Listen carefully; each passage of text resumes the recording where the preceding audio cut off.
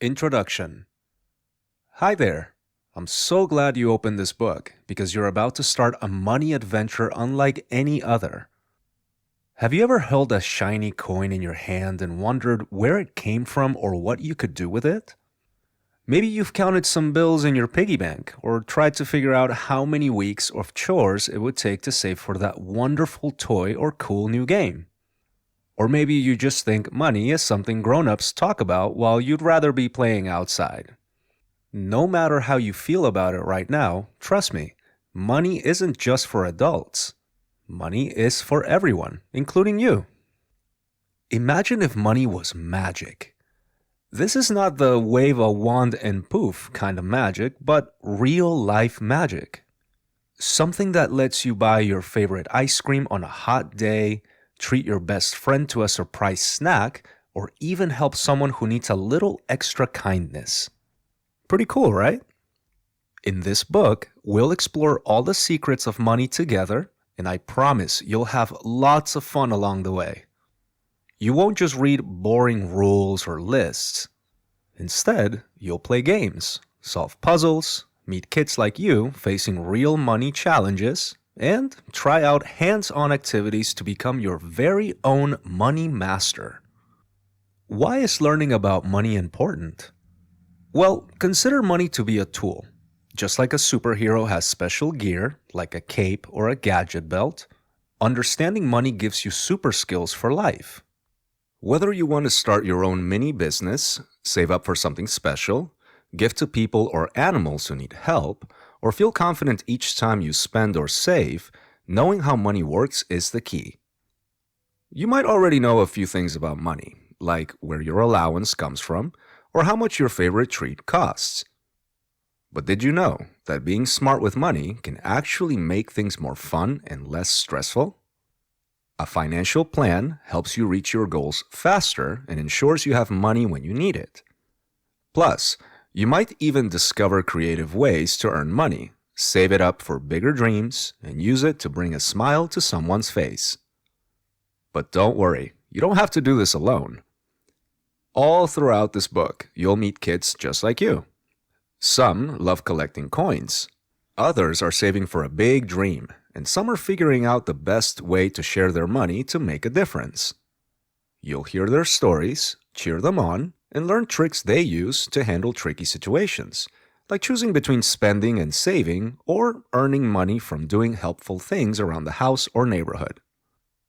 Are you ready to dive into awesome stories? Get your pencil ready for doodling ideas, playing games, and solving mini mysteries about money.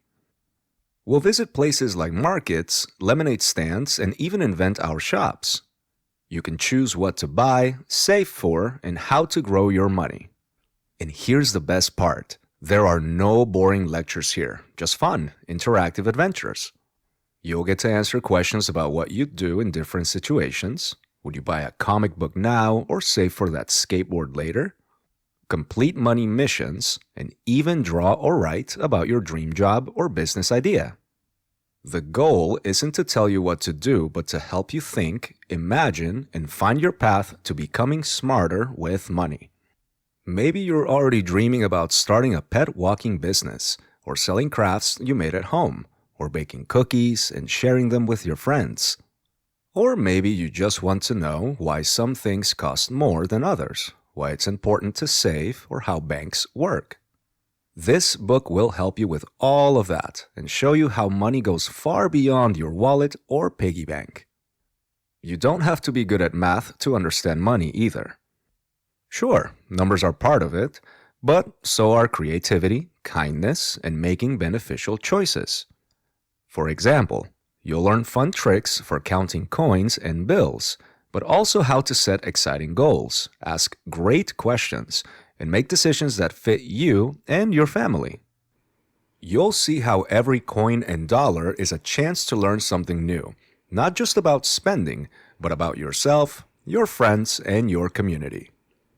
If you enjoy drawing, you can sketch your dream store or design your ultimate savings jar. If you like storytelling, you'll love thinking up ways money can help heroes in everyday life. And if you like solving mysteries, you'll find plenty of puzzles and challenges sprinkled throughout these pages. There's even space for you to write your own money adventures, so you can look back at how much you've learned. Are you still curious about why it matters? Well, money touches almost everything we do. It can help us treat ourselves, but also help others. It lets us plan fun trips, adopt a pet, get cool school supplies, and sometimes even surprises us with new opportunities. By learning about money now, even just a little at a time, you'll be ready for whatever awesome adventures come your way. Learning about money doesn't mean giving up fun or feeling stressed. It means you get to make choices, feel proud of your plans, and say yes to cool things because you decided how to spend, save, and share. And guess what? Grown-ups aren't born knowing everything about money either. They had to learn just like you will. So let's get started. Open your mind, grab your favorite pen or a pile of colored markers, and join me as we explore the world of money. By the end of this book, you'll have all kinds of new skills, ideas, and stories to share, but most importantly, you'll feel excited and confident about using money in smart, thoughtful, and generous ways. Are you ready to become a money master? Turn the page and let's begin your adventure. Chapter 1. What is money and why is it important? Imagine you're on the playground with your favorite snacks or toys, hoping to trade with friends for something new and exciting. But what happens when no one wants what you have? Or when someone wants to trade, but you don't quite like their offer? Trading can be tricky, right? Occasionally, it's easy to swap things. Other times it feels like a puzzle that's hard to solve. Have you ever stopped to wonder how people figured out a better way to share and exchange things so everyone could get what they wanted? What if there was something special that made trading simple and fair for everyone? Something almost like magic that everyone could use. You're about to take a fun journey into the story behind those questions and discover how the idea of money came to help us all trade, save, and spend in ways that make life easier and more exciting. Bartering and the need for money. The sun was shining when Jaden and Mia headed outside for recess with their classmates. Jaden looked at the bag of crunchy pretzels in his hand, his favorite snack, and wondered if anyone wanted to trade. Mia peeked into her backpack and smiled. She found her sparkly blue bouncy ball and thought, maybe someone wants this. As soon as they reached the blacktop, Jaden grinned. Hey Mia, that's a cool bouncy ball. Want to trade for some pretzels? Mia squeezed the ball and shook her head. I love pretzels, but this bouncy ball bounces so high. I want to keep it. Jaden shrugged, but then Emma walked up holding 2 shiny stickers. She asked, Mia, I'll trade you both these stickers for your bouncy ball. Mia's eyes lit up. She loved stickers. In a quick swap, Mia gave up her bouncy ball and got the stickers. Emma skipped away, tossing the bouncy ball and smiling. Jaden watched the whole thing. He decided to offer his pretzels to Emma for a turn with the bouncy ball she just got. Can I give you all my pretzels for 1 bounce of your ball? Emma considered, but she shook her head. No thanks. I really like this ball. Jaden munched his pretzels and smiled, thinking about what trades he might try next time. Trading like this is called bartering. When you barter, you don't use money at all. You swap things directly, one thing for another. Kids constantly do it without even knowing the word. Here are some ways real kids might barter every day. Swapping a soccer card with a friend for a shiny sticker. Giving half of your chocolate chip cookie for someone's juicy apple slice. Offering a comic book in exchange for a cool action figure. Trading your extra rubber dinosaur for 3 marbles from your friend. For a barter to work, both people need to want what the other person has. They also have to feel the trade is fair. This sounds easy, but let's see what happens when things don't go smoothly. During indoor spare time, Olivia showed off her fluffy pink eraser shaped like a cat. Alex wanted it, so he asked, "Trade my green pencil for your eraser?" Olivia frowned. "No way, my old pencil's already green." Just then, Noah walked by and offered a glitter pen instead, but Olivia still said no. "Sorry, I want something else." In this case, no one could agree. Even though everyone tried, nobody wanted what the others had. No trade happened at all.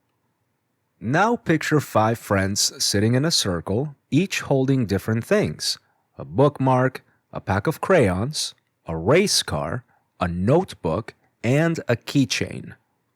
Imagine everyone wants something different. The girl with the crayons wants the notebook, but the notebook owner really wants the keychain. The keychain owner wants the bookmark, but the bookmark owner is looking at the crayons. The more people there are, the harder it gets to make trades everyone likes. Occasionally, no one can swap at all because the chain doesn't work out. Try this: schoolyard swap. Grab 3 friends and a few things to trade, like snacks, pencils, or toys. Take turns trying to make deals so everyone ends up with something they want. If someone doesn't want what's offered, the trade ends there. How long can you keep trading before someone gets stuck? You might notice it works for a little while, but then trades slow down or stop completely. Bartering also causes trouble over saving up trades. If someone says, "Let me give you this drawing today and you'll bring me a cookie tomorrow," there's a chance they might forget, change their mind, or just not want to do the trade later. Some kids might end up with nothing whatsoever. Without money, there's no easy way to keep track of half-finished trades. Imagining a bigger playground, people would eventually want to trade with people they don't know or don't see every day. Let's say someone wants a mitten someone else has, but all they can offer is a toy dinosaur the mitten owner doesn't want. Suddenly, the trade just doesn't work. It gets confusing and slow. People get left out or feel frustrated if nobody wants what they're offering. This makes you wonder, could there be something everyone wants, something people will always accept? What if there was a special object, like tokens or shells, that worked as a promise you could trade for anything you like? Wouldn't it be easier if people earned these special things for what they gave and spent them on whatever they wanted? Trading without money can be fun, but it's messy and sometimes unfair. Kids everywhere started inventing ways to fix these trading puzzles. That's how the first people who lived long ago started thinking about money. Imagine a world where money didn't exist and the amazing ideas people came up with to solve the problem. The next adventure will show you how money first came to be and how it helped people trade, save, and buy things everywhere. The invention and types of money. Imagine you want a red ball from your friend, but all you have is an apple to swap. What if your friend doesn't want an apple? Maybe he wants a pencil, but you don't have one. Bartering like this worked for a while. But after people started running into these problems again and again, they asked, what if there was something that everyone wanted, something you could trade for anything? That's how the idea for money appeared, like a clever trick that made life and trading easier for everyone. Money became the solution. Instead of searching for exactly what the other person wanted every single time, you could just use money. If you had coins or special objects everyone trusted, you could trade them for anything, from sweet honey to warm bread. So, if you wanted that red ball, but your friend only liked pencils, you didn't have to go looking for them first. You could just pay with money, and both of you would be happy. Back in ancient times, people experimented with what could count as money. In some places along the beach, people used shiny shells because they were lovely and hard to find. In cold lands, smooth stones or beads served as money. On some islands, huge round stones were the most special money of all. In Africa and parts of Asia, long ago, people even traded with salt because it kept their food fresh and everybody needed it. Later on, as ideas spread, money turned into little pieces of metal. These were gold, silver, and copper coins, each chosen for being valuable and tricky to copy. Then, paper bills arrived. Picture someone holding their very first colorful paper bill, entirely different from a heavy metal coin. It's lighter, easy to fold, and small enough to hide in a shoe or tuck in a pocket. Money didn't stop changing there. It grew up alongside people. Today, you use money for all sorts of cool things. When you go to the store with your mom or dad and help pay for groceries, you're using money. Maybe you get coins from your grandpa for cleaning your room, or you watch your older sister save bills in a piggy bank to buy a new book. Sometimes people use money to help others by donating to charity jars or fundraising for animal shelters. Money lets us share, save, spend, and plan for the future. When you peek into a grown-up's wallet, you might find metal coins, some small and smooth, others big and thick. They have pictures pressed into them, faces of presidents, animals like eagles, or cool shapes and numbers showing how much they're worth. Paper bills look different too. They can be green, blue, or purple, depending on where you live. Some feel soft, others crisp, and sometimes they have see-through windows or shine under the light. Have you noticed some coins have holes in the center? Kids in Japan use coins with holes, and in Australia, bills are so bright and slippery, they're almost like little rainbows you can buy things with. Try remembering a time at the store when someone used a plastic card instead of cash. These cards, called debit or credit cards, help pay for things by moving money electronically, almost like invisible coins racing through wires and bouncing into your bank account. Some money isn't even something you can hold. Have you ever used game credits on your tablet, traded points in a phone app, or watched your parents pay with their smartphone? That's digital money, and it can travel across oceans in 1 second, faster than any gold coin ever could. Money all over the world wears different outfits. In England, the Queen appears on coins.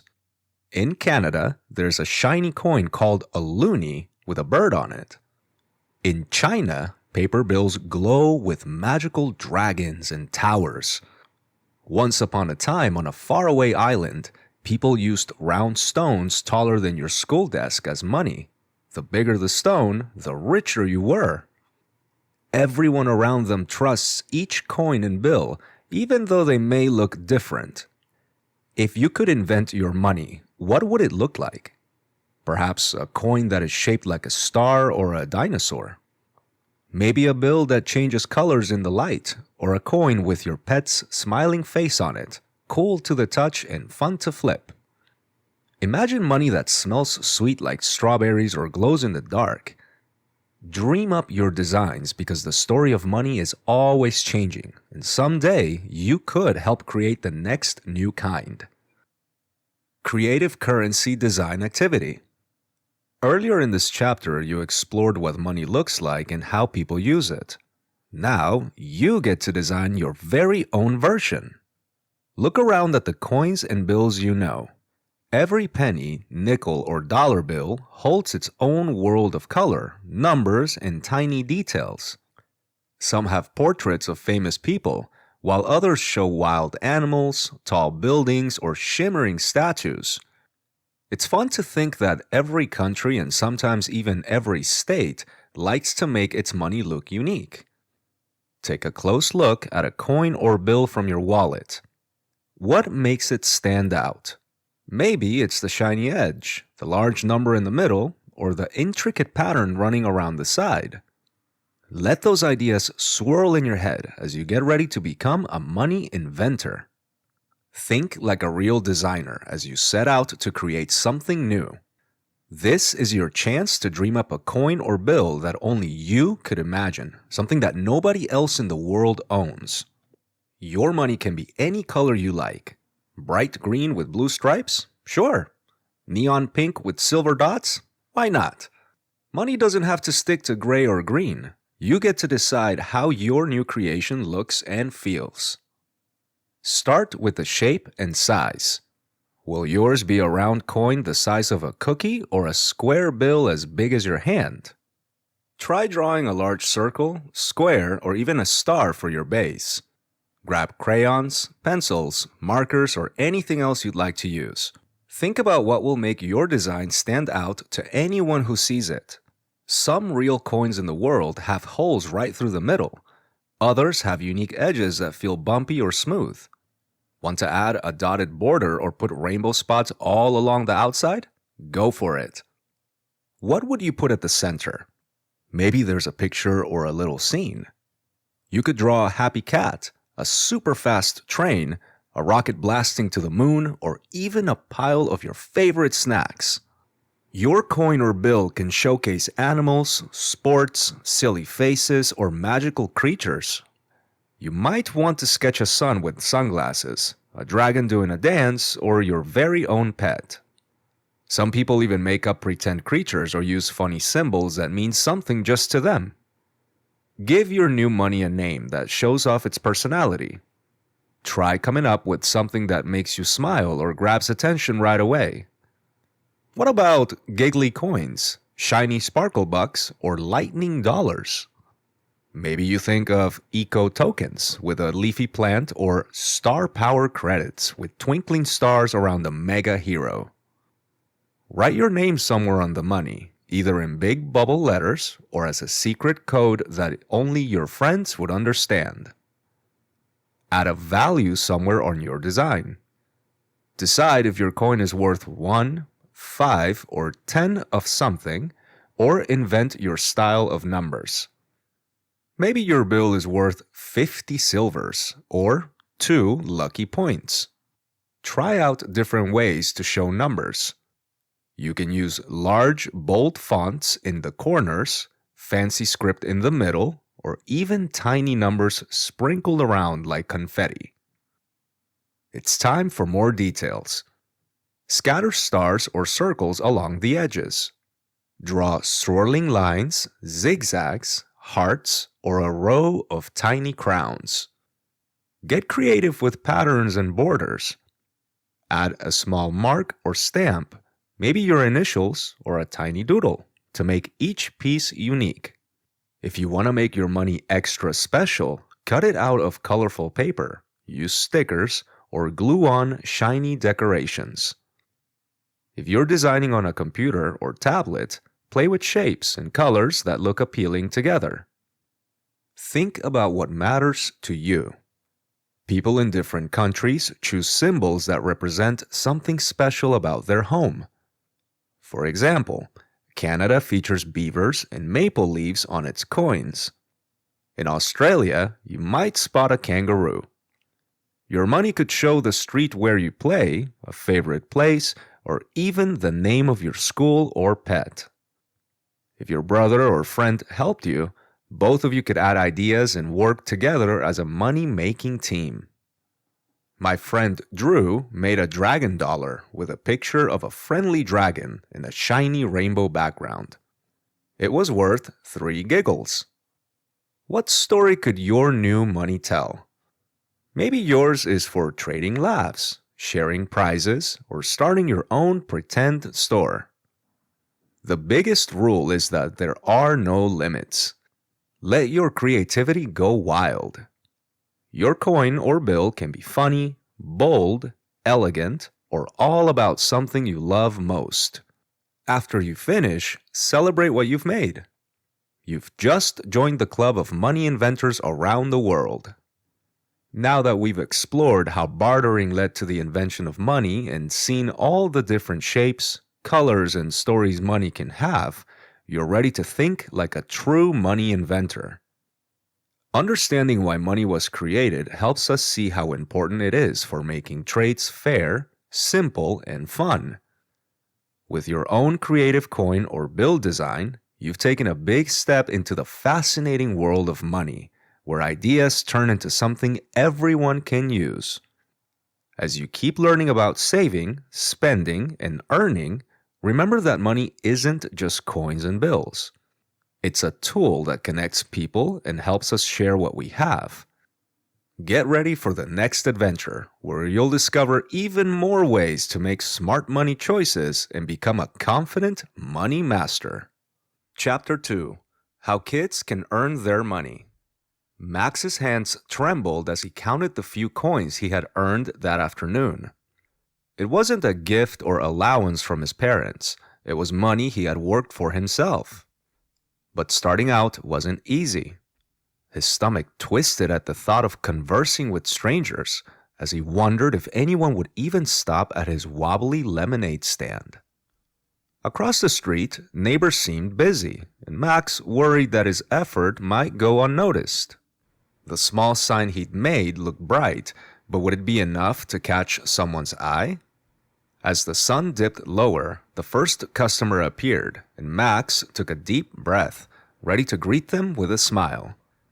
Many kids feel this mix of excitement and nervousness when they try something new, especially when it comes to earning money on their own. It's not just about the coins or bills. It's about learning to take chances, solve problems, and see what happens when you turn an idea into action. Occasionally, the hardest part is figuring out where to start or understanding the difference between being given money and working to earn it. This journey can teach kids skills that last a lifetime while showing them what responsibility and creativity truly mean. Starting your small business, lemonade stands, and beyond. Max stood at the end of his driveway, a wrinkled dollar bill pinched between his fingers. A neighbor had just bought lemonade from the wobbly stand he built out of an old box. His heart pounded with excitement. This dollar didn't come from his birthday card or a gift from his grandma. Max had squeezed lemons, mixed sugar, made a big sign with his favorite marker, and called out to everyone who walked by. Holding the dollar, he felt like a real entrepreneur. Earning money feels exciting because you are the one making it happen. It's much more than just getting coins from your parents or surprise bills in your envelope. When you earn it, every shiny coin tells a story of effort, ideas, and a little bit of bravery. Kids can earn money by starting their own small businesses. Although it may seem like only adults engage in it, child-run businesses exist in a variety of forms. Think about classic lemonade stands, handmade crafts, or even simple chores for a neighbor. All you need is an idea and a bit of courage. Imagine you and your friend are chatting at a cafe. One of you says, "What if we make friendship bracelets and sell them after school?" Soon, you're listing what you need. Lots of colorful string, maybe some beads, little bags for wrapping, and a bright sign to catch people's eyes. Starting out, you might need help. That's where parents come in. They can help you find supplies and help you set up somewhere safe, like your front yard or that busy corner at the playground. Think about selling cookies. First, you need to pick a recipe. You'll need flour, sugar, eggs, and maybe your favorite chocolate chips. Next, you ask someone at home to help with the oven. When the warm cookies come out, you wrap them and set up a small table. To get people to notice, you make a colorful sign using your brightest markers and maybe add a drawing of a smiling cookie. If you want, you can even make up a catchy jingle to sing, "Yummy cookies here, baked fresh just for you." Adding a special touch makes everything you sell stand out.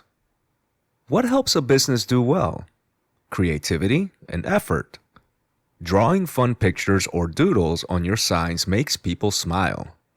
Sometimes wearing a silly hat or costume gets attention. Maybe you think of funny names for your cookies like Superpower Chocolate Chip or Magic Rainbow Sugar.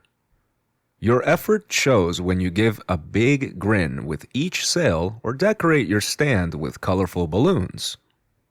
Running a business includes several simple steps that can be remembered easily. 1. Think of your idea. What do you enjoy doing or making? 2. Make a plan. What will you sell or do?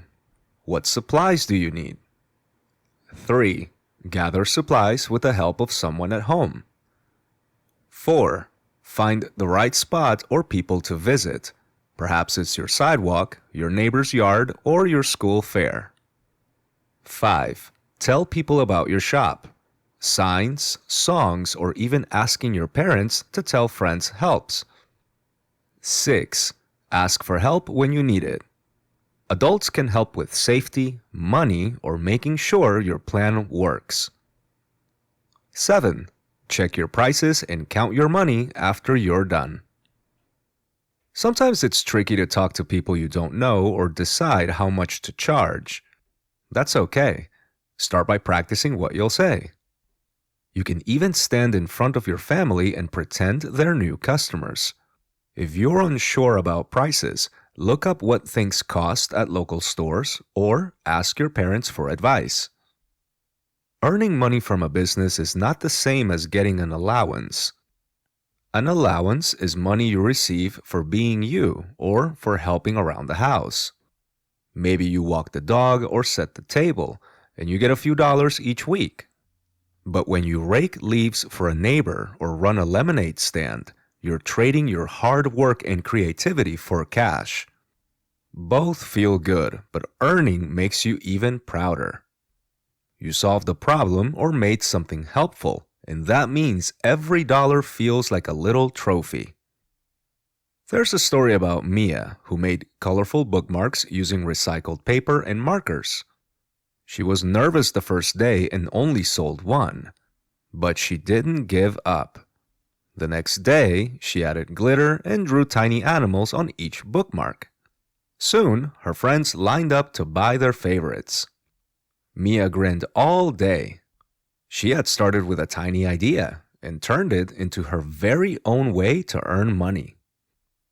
Every time you earn, you're learning.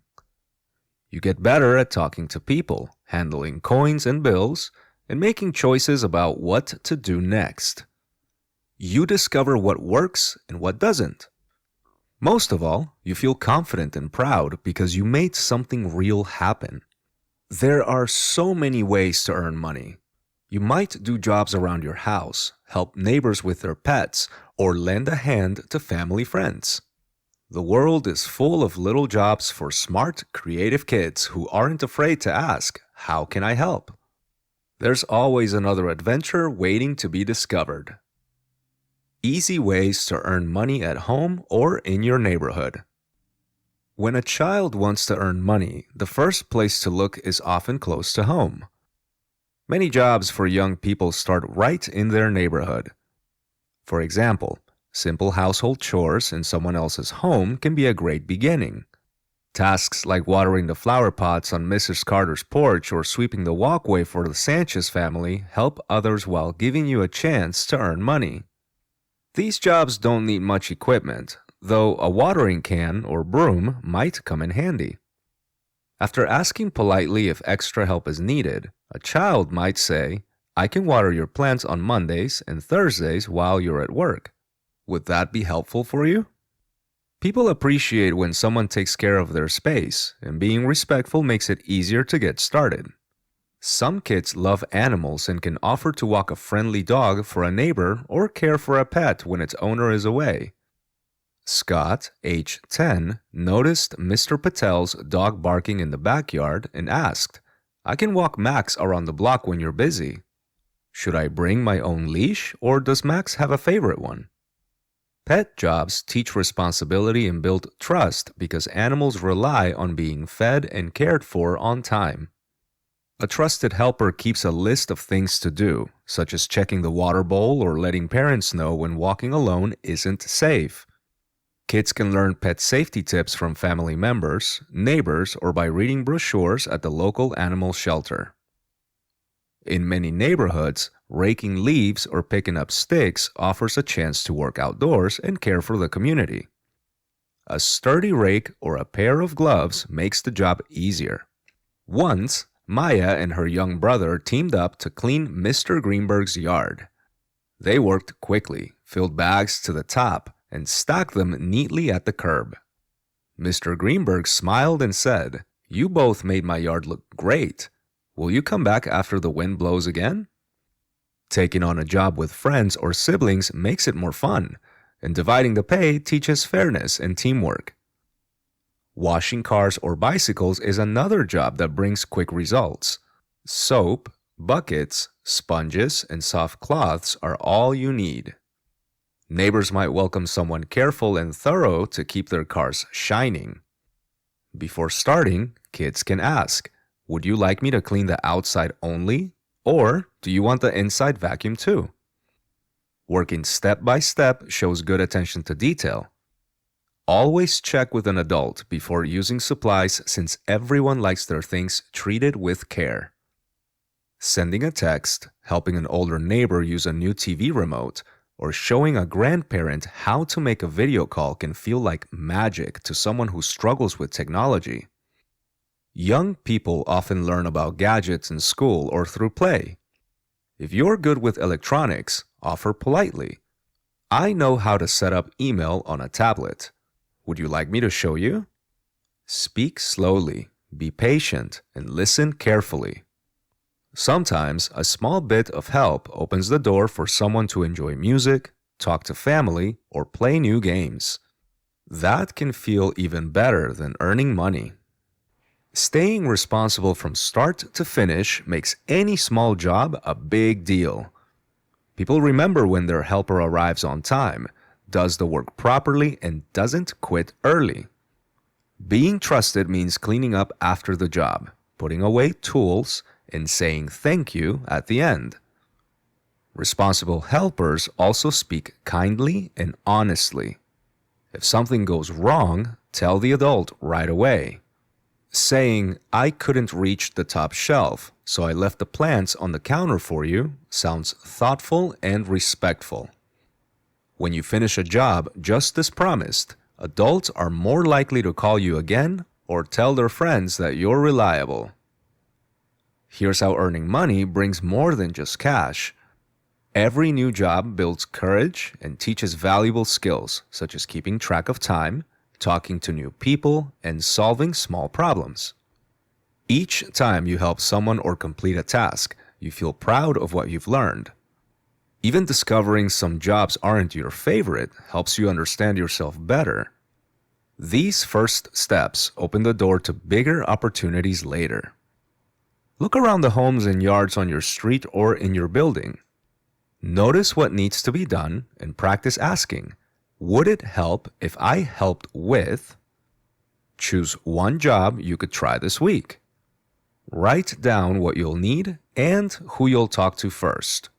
This simple plan moves you toward real money-earning adventures by taking action right where you live. Make your own money-making plan, a weekly activity. Anyone can make a plan to earn money, regardless of their skills or interests. That means you too. Some kids like to draw and might sell bookmarks or cards they make. Others may be adept at taking care of pets, like walking Mrs. Garcia's dog after school. Maybe you notice a neighbor who always has leaves in her yard and could use some help raking them up, or a parent who'd love someone to organize the bookshelf for a small reward. You can help others and make money in many ways. You've already learned how to watch for opportunities, talk to adults, and show you can be responsible. These are the building blocks for making your own money-making plan. Now, it's time to put your ideas into action. This is about making your very own My Money-Making Plan that you can start using this week. Here's how you do it, step by step. First, get a piece of paper or open a special notebook. Make this your planning space. For step 1, write down 3 ideas for ways you could earn money over the next week. These can be simple jobs or creative projects. Some examples might be washing a neighbor's car, making and selling friendship bracelets, babysitting your little brother or sister while your parents finish chores, watering plants for someone on vacation, or baking cookies to sell at a family gathering. Once you have your 3 ideas, move on to step 2. Write out what you'll need for each activity. If you want to wash cars, you might need soap, a bucket, big sponges, and towels. If you want to make bracelets, you might want colorful strings or beads, scissors, and maybe a comfortable spot to work. If you plan to offer to babysit, your list might say games or puzzles, snacks with permission, and the way to contact an adult if you need help. Be as clear as possible so you don't find yourself missing something important at the last second. For step 3, look at each idea and ask yourself how long it will take to finish. Will raking leaves fill your entire Saturday afternoon or just an hour before dinner? Could making bracelets for your neighbor be done after homework, or do you need a few days to get enough ready? Note how long you think each task will take and when you want to do it.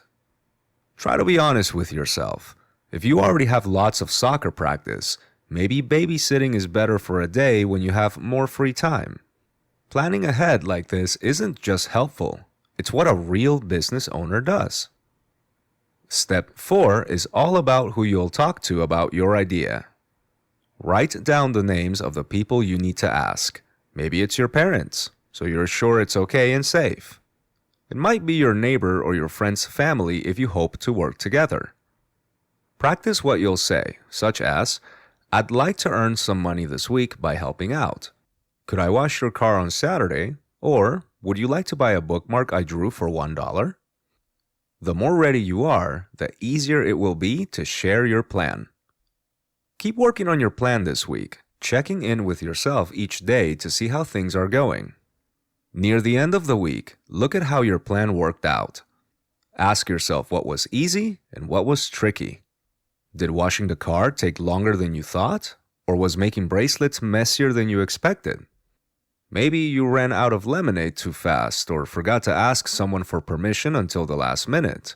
These moments are for learning. If you decide to try again, you can allocate more time, prepare more lemonade beforehand, or seek assistance with setup. Learning to change your plan helps you get better at every new challenge, not just earning money. Don't forget to cheer yourself on. Every dollar, quarter, or even just a smile from someone you helped is something to be proud of. Earning money with your ideas gives you skills and confidence you'll use all your life. Mistakes just show you're trying hard and getting stronger. In later chapters, you will be able to try other challenges that help you grow your skills and confidence, just like the money-making plan you are working on now. Now that you've discovered how exciting and rewarding it can be to earn your money through creative ideas and helping others, you're ready to take the next step. Whether it's starting a lemonade stand, walking a neighbor's dog, or selling handmade crafts, every little job teaches you important skills like planning, responsibility, and confidence. Keep exploring new ways to use your talents, and don't be afraid to try again if something doesn't work the first time. With each effort, you're not just earning money, you're building your independence and learning how to make smart choices that will help you throughout your whole life. So grab your notebook, think of your next money-making plan, and get ready for even more fun adventures ahead. Chapter 3: Saving Like a Super Saver. The first time Mia saw the sparkling new skateboard in the shop window, her eyes lit up with excitement. She reached into her pocket, hoping to find enough money from her allowance. But all she found were a few lonely coins, far from what she needed to bring that board home. It was easy to feel disappointed and wonder if saving up was even possible. Every day afterward, Mia glanced at her little jar on the shelf, wondering if those small coins could ever add up to something big. She wrestled with the urge to spend what she had right away, but something inside told her to wait, to keep adding a coin here and there, even when it felt slow. Saving wasn't about having a lot all at once. It was about what you could do every day, step by step, toward your dream. What would it feel like to turn those tiny bits of money into a real reward, like a secret superpower waiting to be discovered? The superpower of saving and the story of the piggy bank. Imagine you spot the coolest remote control car at the store. You can picture it zipping across your living room, doing loops, flips, and wild turns. You reach for your wallet or dig into your pocket, but all you find are a few crumpled dollars and some coins. That awesome car costs way more than what you have right now. It feels discouraging, but what if you could turn yourself into a super saver, like a hero with a secret power? A little voice squeaks from your shelf. Over here, it's me, Penny the piggy bank. Penny wiggles her round tail, her snout shining in pink.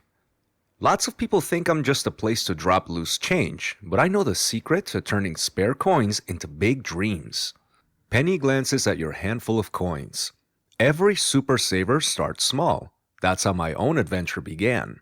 Want to hear about it? Once, a kid wanted a bright blue yo-yo that cost $3. He emptied his pockets and groaned when he saw a pile of 8 pennies and a sticky old piece of candy. "It's not enough," he said. But I whispered back, "It's plenty to begin." Every evening after that, he checked for extra coins in the couch cushions, on the sidewalk, or near the washing machine. If he found a quarter, that went in me with a little plink. If it was just a penny, it went in anyway. Penny's belly glows with excitement. Let's see how this works. If you put just 1 quarter, a 25-cent coin, in me every day, how much money do you think you'll have after 1 week? Penny does a little hop. Multiplying 7 days by 25 cents results in $1.75.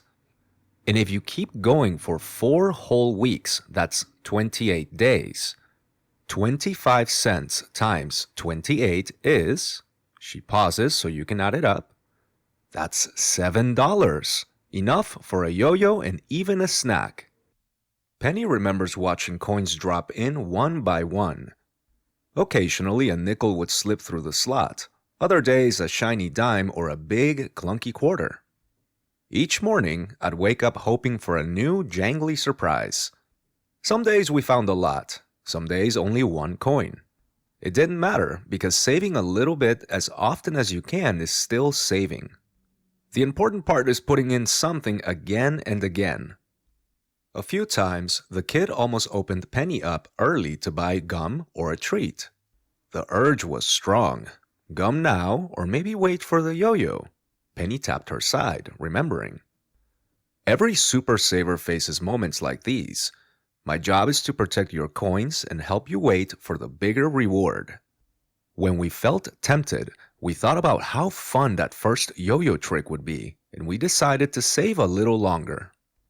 Inside Penny, the pile grew higher and shinier. Pennies and nickels mixed with dimes and quarters. Whenever we looked inside, we'd count and cheer, even if the next coin was just a penny. Watching the pile grow made us feel proud, like superheroes on a quest. Don't give up, Super Saver. Every tiny step matters. Penny beamed with pride, remembering the day she jingled and rattled with enough coins. We danced in a circle when we finally got the yo-yo. It wasn't just the toy that felt great, it was knowing we did it, and we did it together using the saving superpower. Think about something you've wanted, like a soccer ball, art supplies, movie tickets, or a trip to the ice cream shop. Picture your own piggy bank or jar slowly filling up, day after day. What would it feel like to reach inside and celebrate when you achieve your goal? Penny asked. What is your dream? What would you love to save for if you knew you had a super saver superpower? Everyone can be a super saver, Penny promised. You don't have to start with a ton of money. You just need to save often and stay on track. If you ever feel stuck, remember that every coin brings you closer. Even if you miss a day, you can always keep going. The adventure is about trying, not being perfect. Penny gave a final wiggle. Real super savers always have a goal. When you know what you're reaching for, your savings grow faster and every coin means more. Once you pick your dream, saving turns into a real-life adventure. Setting savings goals that make dreams come true. Remember when the piggy bank started filling up and it seemed like anything was possible just by adding coins day after day? That feeling doesn't have to stop at the bank. The next step to becoming a super saver is giving your savings a mission. When your money has a purpose, every coin feels more exciting and your dream doesn't seem so far away. Maybe you've noticed how grown-ups write lists or keep calendars to make their big ideas happen. You can use the same kind of plan for things that matter to you. First, pick something you really want. It could be a skateboard, a movie night, or tickets to see your favorite animal at the zoo. Sometimes it's one special thing, but sometimes it's something fun to do with people you care about. The most important part is choosing something you'll look forward to. Picture how you'll feel when you finally get it. That's the dream you're setting your sights on. Once your dream is clear, it's time to find out the price. If you're eyeing a craft kit at the store, check the tag. Want to save for a birthday outing? Ask an adult to help you look up the cost online. Write the number down. Numbers are like secret codes to your goal. Knowing the cost turns the dream into something real you can work toward. Now, make your dream even sharper by picking a deadline. Decide when you'd like to have your new soccer ball or join your friends at the amusement park. Is there a special date coming up, like your next school break or someone's birthday? Pick a day and circle it on your calendar, or draw a little symbol so you can see it coming closer. Goals feel easier when you can picture how soon you'll get there. Take a minute to count how much money you can save each week. This might be your allowance, money from your chores, or birthday gifts from family.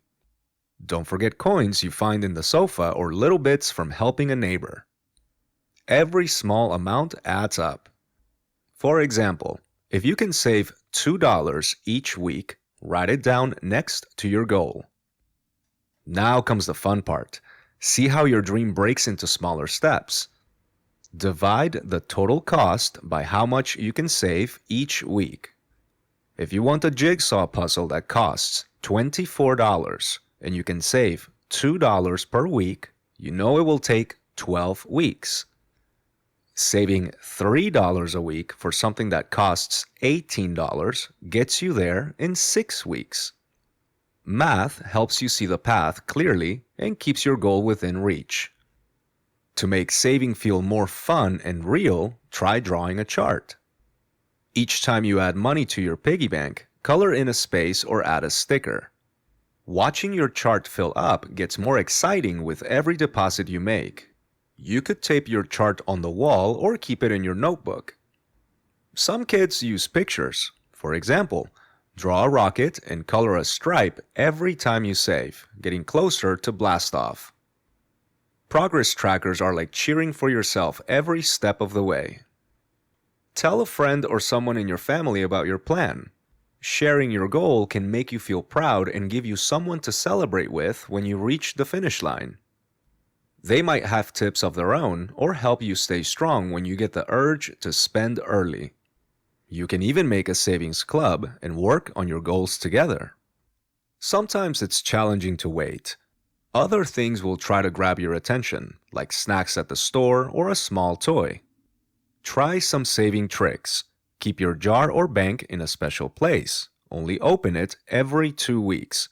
Or ask an adult to hold on to it until you reach your goal. If you accidentally spend some of your savings, don't worry. Super savers always try again and learn from each step. When you're saving for something real, it becomes more exciting to see your coins add up.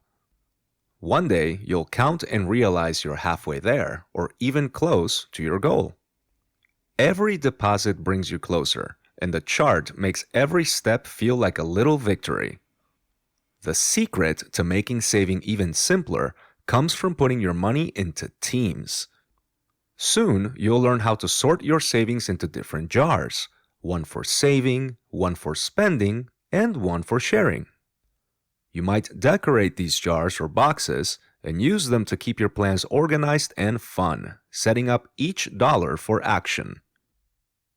Make your own Save, Spend, Share jars activity. After planning your dreams and savings goals, it's time to bring your plans to life with something you can see and use every day. This activity uses simple jars, or whatever you have handy, to turn big wishes into real steps you can follow. Lily looked at her drawing of a shiny new bike from the last section and grinned, ready to try a new way to keep her money organized. Maybe you want to save for a board game, spend on ice cream with friends, or share with someone who needs a helping hand. These jars help make it happen, little by little. Start by gathering 3 small containers. You might use clear jars left over from pasta sauce, plastic cups, or boxes from old board games. If you can't find any, grab a piece of paper and draw 3 large circles or rectangles. These will be your jars for today. Gather some markers, stickers, tape, or anything you want to decorate with. Next, give each jar a name. Write Save on one jar, Spend on the next, and Share on the last. Try your neatest printing or bubble letters if you like shapes and colors. Add stickers of stars, smiley faces, or even a little drawing of what each jar means to you. Maybe your Save jar has a rocket ship for big dreams. Your Spend jar is covered in bright lightning bolts, and your Share jar gets kind hearts. Your jars can be as simple or creative as your imagination allows. The Save jar keeps your money safe for wishes that need time, like Lily's bike or special tickets to the zoo next summer. If you want to get something big, saving up in this jar adds up coin by coin. Maybe you drop in the $5 Grandma gave you for your birthday and watch it grow toward your goal. The Spend jar is for fun things you can enjoy soon, such as picking a snack after school or trying that new eraser at the store. You might put half of your weekly allowance here, ready for a reward after working hard. The Share jar holds money for helping others. Imagine giving to a classroom plant project, buying a card for a friend, or saving a few coins so your school can buy new books for everyone. Take a minute to brainstorm what you'd like to put in each jar. Get your parent or a buddy to talk ideas through. Max wanted to save for skateboard wheels. He decided to put his pet sitting earnings in both the Save and Share jars because helping out made him feel good, and giving a bit too felt right. Maybe you choose to add coins you find lying around to your Spend jar for a fun surprise when you open it next. Once you have ideas, set up your jars in a special spot. The kitchen counter, your bedroom shelf, or even a corner of your desk works well. The point is to make it somewhere you'll see often. When allowance day comes, think about how you want to split any money you get. Some kids like to put the first coin in Save, the next in Spend, then Share, and keep going in that order. Others make colorful pie charts or track every coin and bill in a special Super Saver log. If you want, grab a piece of paper and create your own chart. Draw 3 columns, one for Save, one for Spend, and one for Share. Every time you add money, put a tally mark or a small drawing like a $sign to watch your jars filling up. Decorating makes the jars even more fun. Caleb put a sticker of a comic book hero on his Save jar to remind him he's a super saver every time he drops in a coin. Sophia wrapped her share jar in rainbow tape, saying it made her want to give even more for next week's school bake sale. Every jar counts, no matter how little or much you put in. If you made your jars out of drawings or shoeboxes, they work just as well. The best part is watching your money add up over time. Every single time you drop something in a jar, you're making your plan come alive step by step. When you finally pull out enough from your save jar to reach your wish, or when you get to buy snacks with your spend jar, or give a surprise to someone from your share jar, you'll know you're a real super saver, ready for new dreams each time.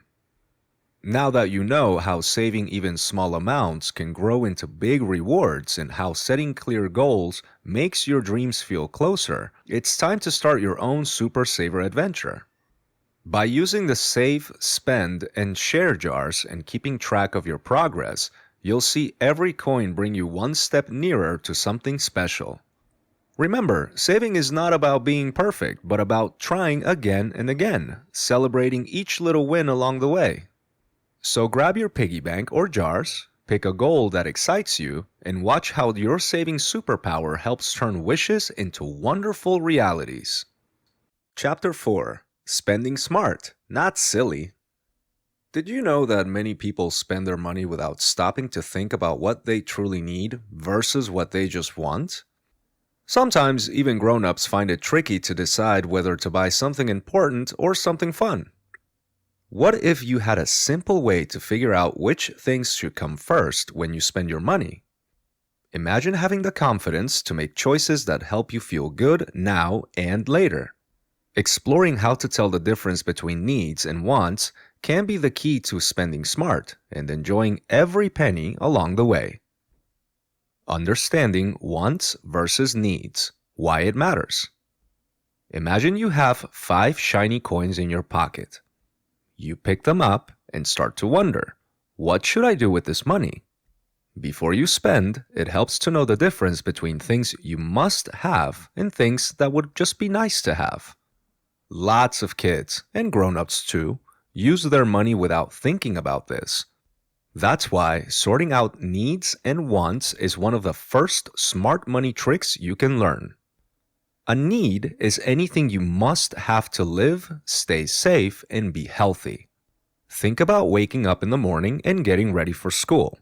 You might eat a bowl of oatmeal, food, fill your water bottle, water, and put on your favorite jacket, clothes. These are all examples of needs. You don't have to wish for them, they help you every single day. Everyone needs certain things: meals, something to drink, a place to live, clean clothes, and shoes that fit so your feet are protected as you run and play.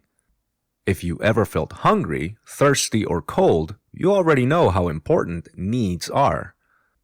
A want is something you might like but isn't needed for living or staying well. Wants are fun. They could be action figures, magic slime, sticker books, the coolest sneakers you saw at the store, or the sparkly pencil case you saw in your friend's bag. You can live without these things, even if you might really wish for them. Wants often make us smile, but life goes on just fine without them. Let's picture a real-life day. Mia heads to school with $2 in her pocket. At the store after class, she sees a sandwich and a new pack of colorful pens. She thinks, should I get the food or the pens? Food is a need. She'll get hungry if she skips lunch. The pens are a want. They look neat, but she already has another pack in her bag. If Mia spends her money on the sandwich, she feels full and her body gets the energy it needs. If she chooses the new pens and misses lunch, her stomach will rumble later and she'll wish she picked differently. Having a choice is exciting, but seeing the difference makes it easier. What would you do in Mia's place? Try this quick game. Close your eyes and think of the last thing you asked someone to buy for you. Was it something you absolutely had to have, or was it just for fun? Here are several tips to help you distinguish between the options. Do I need this to be healthy or safe? Would my life be tricky or uncomfortable without it? Is it something I'll use every day? Could I wait until later to get it, or is it for right now? If you answered yes to most of these questions, you likely have an unmet need. If not, it's likely a want. Let's look at some examples you might know. Things kids need: lunch for school, toothbrush and toothpaste, water bottle, warm coat in winter, school shoes, a bed to sleep in. Things kids want: extra large ice cream cone, fancy phone case, movie tickets for the weekend, super fast remote control car, glittery hairbands, newest trendy backpack when yours still works fine. Wants can sound fun, and everyone loves them. There's no rule that says you can never have wants. In fact, saving up for something special is a great way to feel proud of your choices. But here's the smartest trick. Take care of your needs first, and you will always have what your body and mind need to grow happy and strong. If you ever feel stuck, try asking yourself, if I buy this now, will I have enough left for what I really need? Imagine if all your lunch money is used on sweets, but then you feel tired and hungry during your soccer game. That's why meeting your needs before your wants is a wise habit grown-ups use too. Here's a little challenge. You have just enough for either a raincoat or a cool new video game. It's the rainy season, and your old coat has holes. Which will help you more each day? Can you save up later for the game? Kids who ask these questions are already learning how to make choices like money superheroes. And once you know the difference between needs and wants, you're ready to start spending smart, not silly. Smart spending strategies and a cautionary tale. Knowing the difference between wants and needs is like having a secret tool in your pocket whenever you have money to spend. When you understand what you really have to buy versus what would just be fun, it's much easier to decide what should come first. Imagine you have $10. You're walking through a store and your eyes catch a glittery set of stickers, then a squishy toy, and then a small bag of your favorite candy. It's easy to want everything all at once. But some things like new markers for school might be something you need, while those fun extras are wants. Taking a second to notice this can change the way you spend your money. Here's what can happen if you don't stop and think. One Saturday, Max gets $10 for helping his neighbor wash her car. He's feeling like a star, with crisp bills in his pocket. At the store, Max's heart pounds when he passes a box of action figures. He grabs one in a snap. That's $4 gone. At the checkout line, a spinning top catches his eye. He pauses for a second, remembers seeing videos of it online, and thinks, I have to try it. Plop. Another $3 spent. On the way out, he smells popcorn, and before he knows it, he's munching, handing the rest of his money to the cashier. Max feels amazing, almost like he's on top of the world, until his excitement fizzles out once he's home. That afternoon, Max hears his friends talking about a weekend trip to the ice skating rink. Everyone's planning to go, and Max is keen to join them. His mom says, it's $5. Do you have enough? Max's stomach drops. He checks his wallet. Empty. All his money is gone, spent on things he didn't really need. I wish I had saved some, he says quietly. The squishy toy is already lost under the couch. The action figure is fun, but his friends are heading out without him. It feels disappointing not having enough for something he really wants to do. Max's story is a little like what happens to many people, or kids and adults both. Sometimes there's lots of excitement in spending fast, but when the money is gone, it can leave you wishing you'd made different choices. That's why practicing smart spending is an enormous help. It lets you do more of what you want, not just now, but later too. Smart spending starts even before you enter a store or open your wallet. Here are some steps to try each time you have money to spend. Make a super simple wish list. Write down what you want and what you need. Put stars next to the things that are needs. Look at your list and think, if I only have this much money, what should I get first? Compare before you buy. Check prices in the store or online. Ask yourself, is this the best deal, or could I find it somewhere else for less? Pause and ask yourself, do I really want this, or do I just see it right now and feel excited? Will I still want this next week, or is it something I only want today? Talk with someone you trust. Ask a parent, grandparent, or teacher what they would do. Sometimes talking it over helps you see things in a new way. Grown-ups can share stories about times they wished they had spent their money differently. Set aside a bit for later. Try putting $1 or $2 aside each time you get money.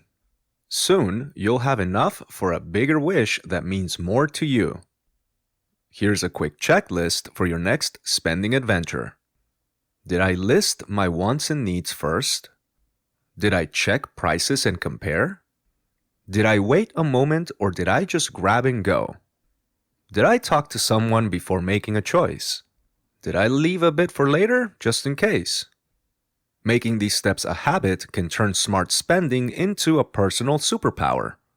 Each time you use your money, you learn more about what matters most to you. Even better, it feels great when you still have enough for something special down the road. Playing money games and role-playing smart shopping with friends or family is a fun way to practice. Pretty soon, you'll get a chance to try out your skills in a real-life game where your choices can pay off. So get ready for some smart, playful spending. Interactive needs versus wants game activity.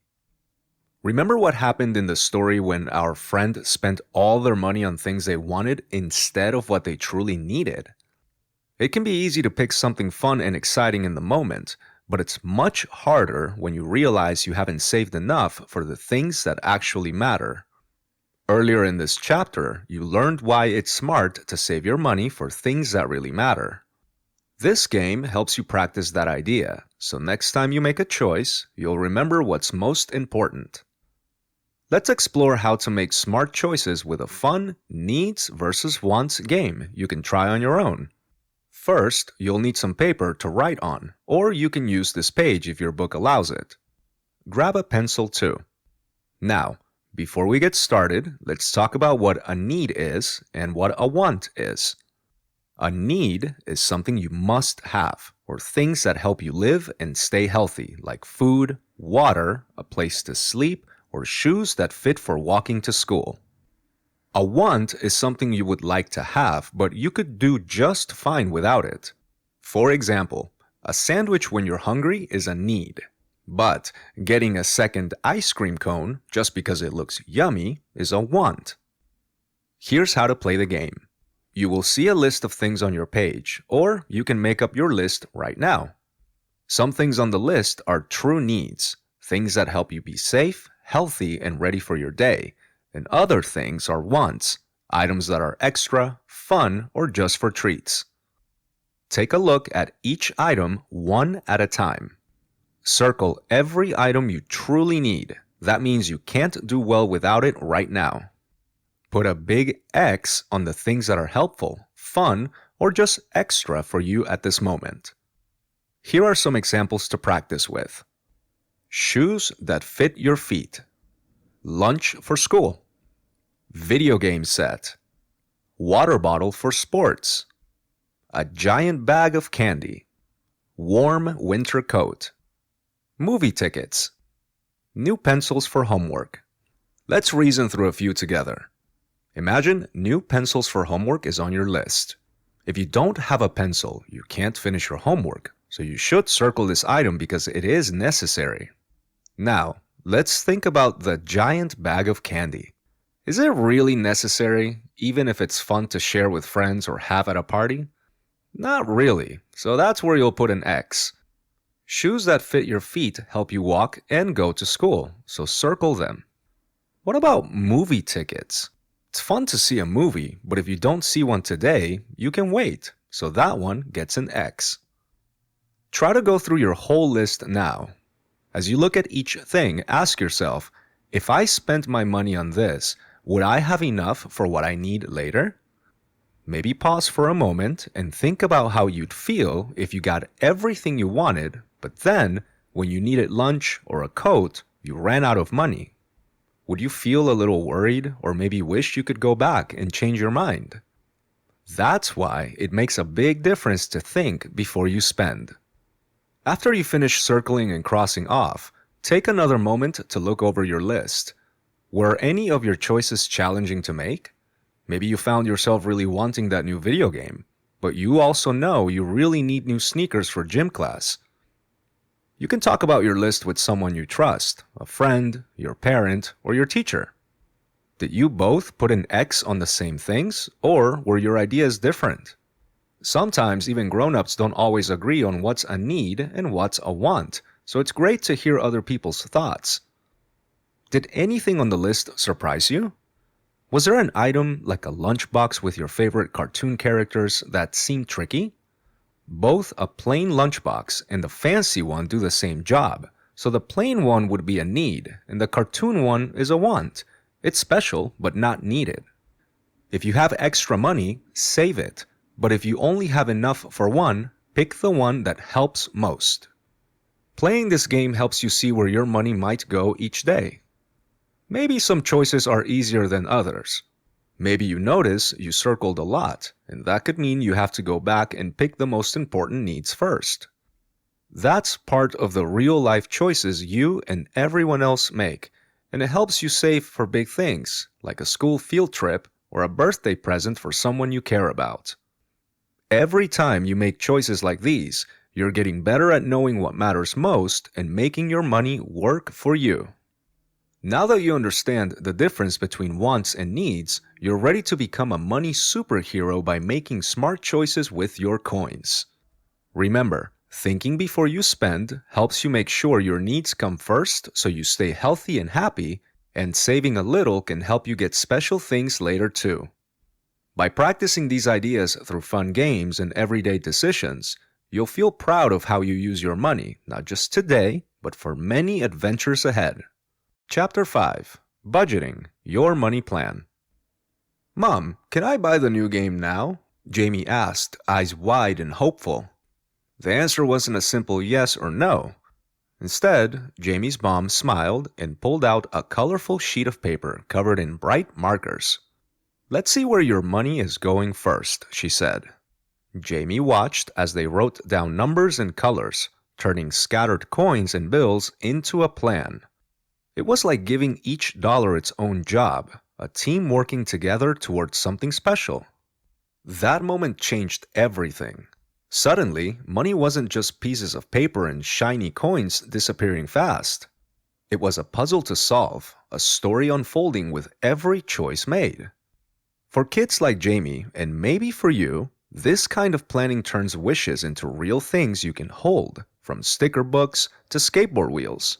Sometimes it means saving up slowly, other times figuring out smart ways to stretch your dollars without missing out on fun. Money isn't magic, but knowing what happens to it can feel pretty close. And just like Jamie learned, understanding how to handle your money is one of the coolest skills you can have. It all starts with a simple question. Where does your money go? Understanding budgets and tracking your money. Picture this. What if your money was a team? Would you rather have every dollar you earn sprint off in a different direction? One going to candy, one to a lost sock, another hiding somewhere in your backpack? Or would you want your money working together like a team, aiming for a win? That's what a budget does. It's like a treasure map for your money.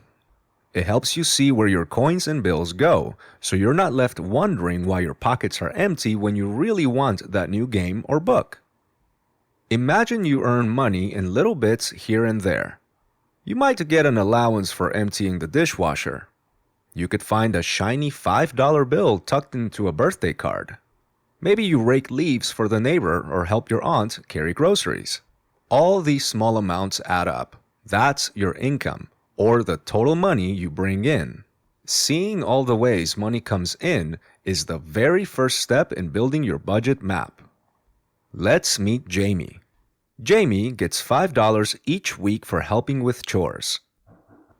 Some weeks, Jamie walks dogs for $3 extra. Then comes birthday time. A $10 bill slides out of a card. Jamie puts all this money together to see what the total is. The next move is to figure out where the money goes. Jamie likes snacks at the corner store, wants to buy a cool sticker book, and saves up for a remote control car that costs $30.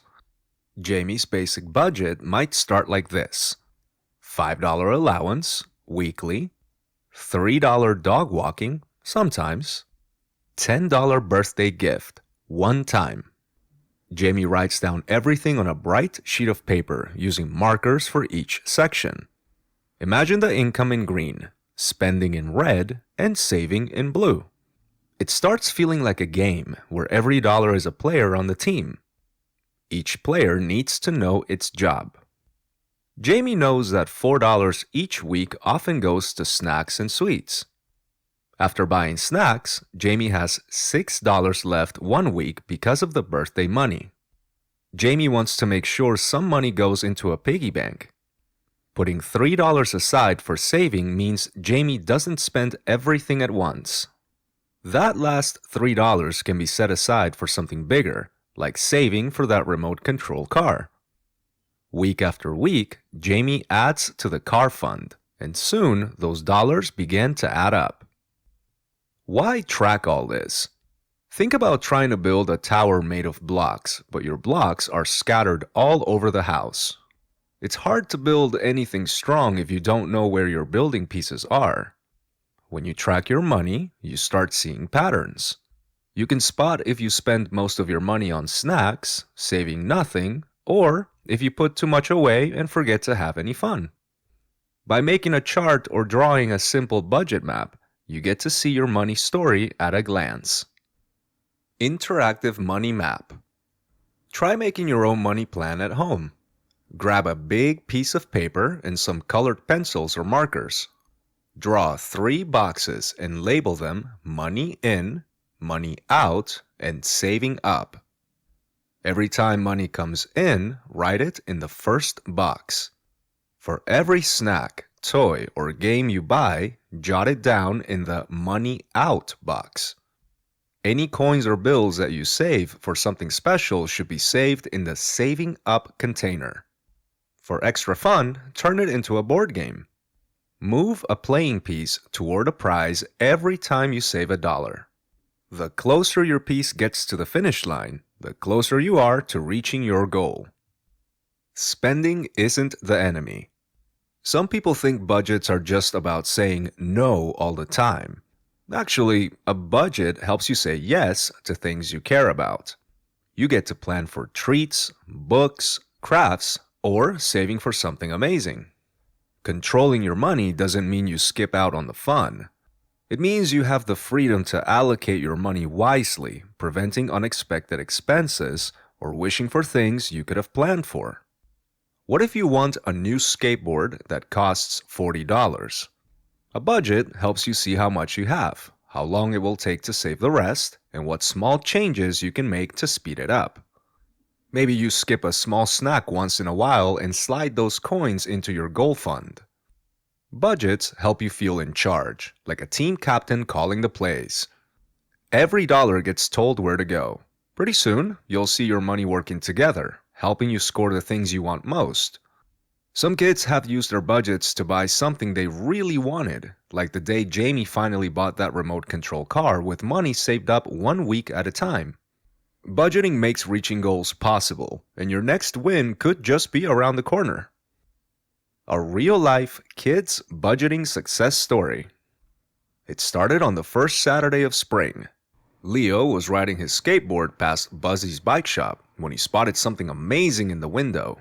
A bright blue bicycle with thick tires and sparkly silver handlebars. He pressed his nose to the glass and stared, picturing all the places he'd go if that bike was really his.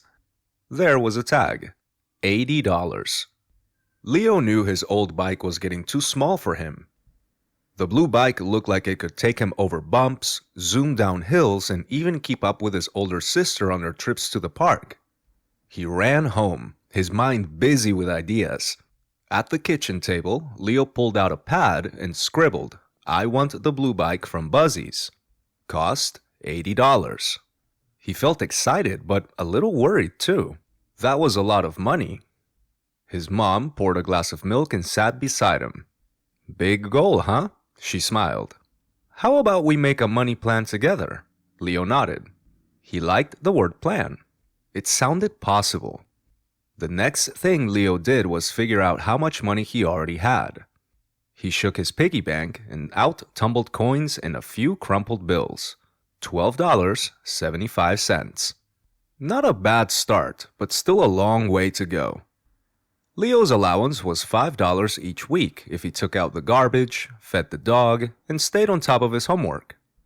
Sometimes he earned extra money by weeding the neighbor's garden or helping Grandpa wash the car. He wrote everything down on his paper. Leo grabbed his pencil again and made a list. Bike cost $80. Money already saved, $12.75. Allowance each week, $5. Possible extra jobs, $3 for car wash, $2 for weeding. He tapped his pencil. If he saved all his allowance, he'd still need more than 13 weeks. That seemed like forever. Mom nudged him. What could help you save faster? Leo thought about snacks from the corner store and remembered the toy cars he sometimes bought just because he liked how they looked, even though he hardly played with them. He drew another list. Ways to save more each week. Skip buying snacks after school. Save $2. Don't buy toy cars for a while. Save $3. Do extra chores for neighbors. Maybe earn $2. Save birthday money from grandma. Could be $10. If he added up the savings from skipping snacks and toys, Leo figured he could save an extra $5 each week. That made everything look brighter. He started to feel like reaching his goal wasn't just a dream. The next day, Leo made a colorful chart for his wall. He drew 80 boxes, one for each dollar he needed. Every time he saved or earned a dollar, he colored in another box with a red marker. Sometimes he even drew tiny bicycle wheels in the boxes. Dark clouds rolled in a few times. One Friday, while out with friends, banana ice cream smelled so good he almost used his money. He squeezed his fist in his pocket and thought about the blue bike. Instead, he came home, put that $2 right in his savings jar, and colored in 2 more boxes. When chores felt boring or his friends went to the movies, Leo would take out his paper and see his plan. Looking at the jar filled with coins and the chart filling with color made him smile. He even drew a picture of the blue bike and taped it to the front of his jar as a reminder to stick with it. After 7 weeks, plus a birthday, several car washes with Grandpa, and a lot of skipped snack days, the numbers on Leo's paper matched the price in Buzzy's window. He could hardly believe it as he held the worn bills and a baggie of quarters. Buying the bike felt like an adventure coming true. As the shop owner put the shiny bike into his hands, Leo felt a warm, proud feeling bubble inside. He realized every little choice added up, and sticking to his plan made the celebration extra sweet. On the way home, wind in his face, he caught himself grinning. Maybe you're wishing for something special too. It all starts with a simple plan, a little patience, and some small steps. Just picture your dream and imagine the exciting path your money plan could show you. Interactive activity, my budget worksheet. Seeing another kid reach their money goal by making a plan proves that having a budget really works. Anyone can use these same simple steps to save up for what they want, whether it's a new game, a trip, or even a small treat. Making a budget is just like giving your money special jobs. You can save for something great, buy something now, or help a friend or someone in need. Each person's budget will be their adventure because we all care about different things and have different dreams. The My Budget worksheet is a tool for turning these dreams into real-life goals. It's not a test or homework. It's the start of your money adventure. The worksheet is like a treasure map, showing you your path to reaching what matters most to you. Begin by placing your financial goal at the top of the page. A money goal is your personal mission. For example, maybe you want a new soccer ball. That's your mission. Save up enough for the ball. Just like the kid who saved for a bike 1 week at a time, your goal is something you want enough that you're willing to make a plan. Whatever you pick, write it big so you can always see what you're aiming for. Next comes figuring out how much money you have to work with. Think about where your money comes from. Maybe it's a weekly allowance, gifts for your birthday, money for doing special chores, or even spare change you find around the house. Add up these amounts. For instance, let's say you get $2 a week for allowance and $10 on your birthday. That means you might have $18 total. Write your total number proudly on your worksheet. This is the treasure you start with. The big question is, how will you use it? The worksheet is split into 3 boxes: save, spend, and share. For each box, there's a way to make fun choices about what you want to do. Saving means putting aside a little bit now for a bigger reward later. If your soccer ball costs $15 and you save $5 each week, you can reach your goal in just 3 weeks. Maybe you decide to save $1 each week instead, and it takes a little longer. That's okay too. The main thing is to write down how much you plan to save and what you're saving for. Spending is about picking treats or small things you enjoy right now. In the spending box, you can list what you like, maybe a snack after school, a sticker at the shop, or a small toy. If you spend $1 each week, write it down and think of what makes you happy to use that money on. Sharing is one of the most powerful boxes on your worksheet. Sharing can mean donating $1 at a charity drive, helping buy art supplies for the class, or even picking out a small gift for someone else. Write down how much you want to share and where you want it to go. Even giving a little can make a big difference. Once you've filled in the numbers, it's time to make your budget pop. Open your colored pencils, markers, or crayons and get creative. Color in each box with a different bright color. Draw your money goal: a soccer ball for saving, a slice of pizza for spending, and a heart for sharing. You could even make a rainbow in the background or draw yourself reaching your goal. Decorating your worksheet makes the plan feel more special, and it will help you remember your choices every time you see it. Put your finished worksheet somewhere you'll see it, like a wall, the fridge, inside your backpack, or your special drawer. This helps remind you what you're working towards and keeps you excited. If things change, maybe you get more money from a surprise gift or you want your goal to be something new, you can always start a fresh worksheet. Budgets aren't about being perfect. They're about practicing making choices. Even grown-ups use budgets to help plan for vacations, groceries, or birthday parties. Learning now is like building your own superpower. Every time you use your worksheet, you get better at making choices, and you'll find it becomes easier. The first step is just starting with a simple, colorful budget. Each time you reach a money goal or follow your plan, you're taking charge of your own adventures and showing that smart money skills are for everyone. Now that you know how to build a budget, track your money, and make smart choices about saving and spending, you're ready to take control of your own money adventure.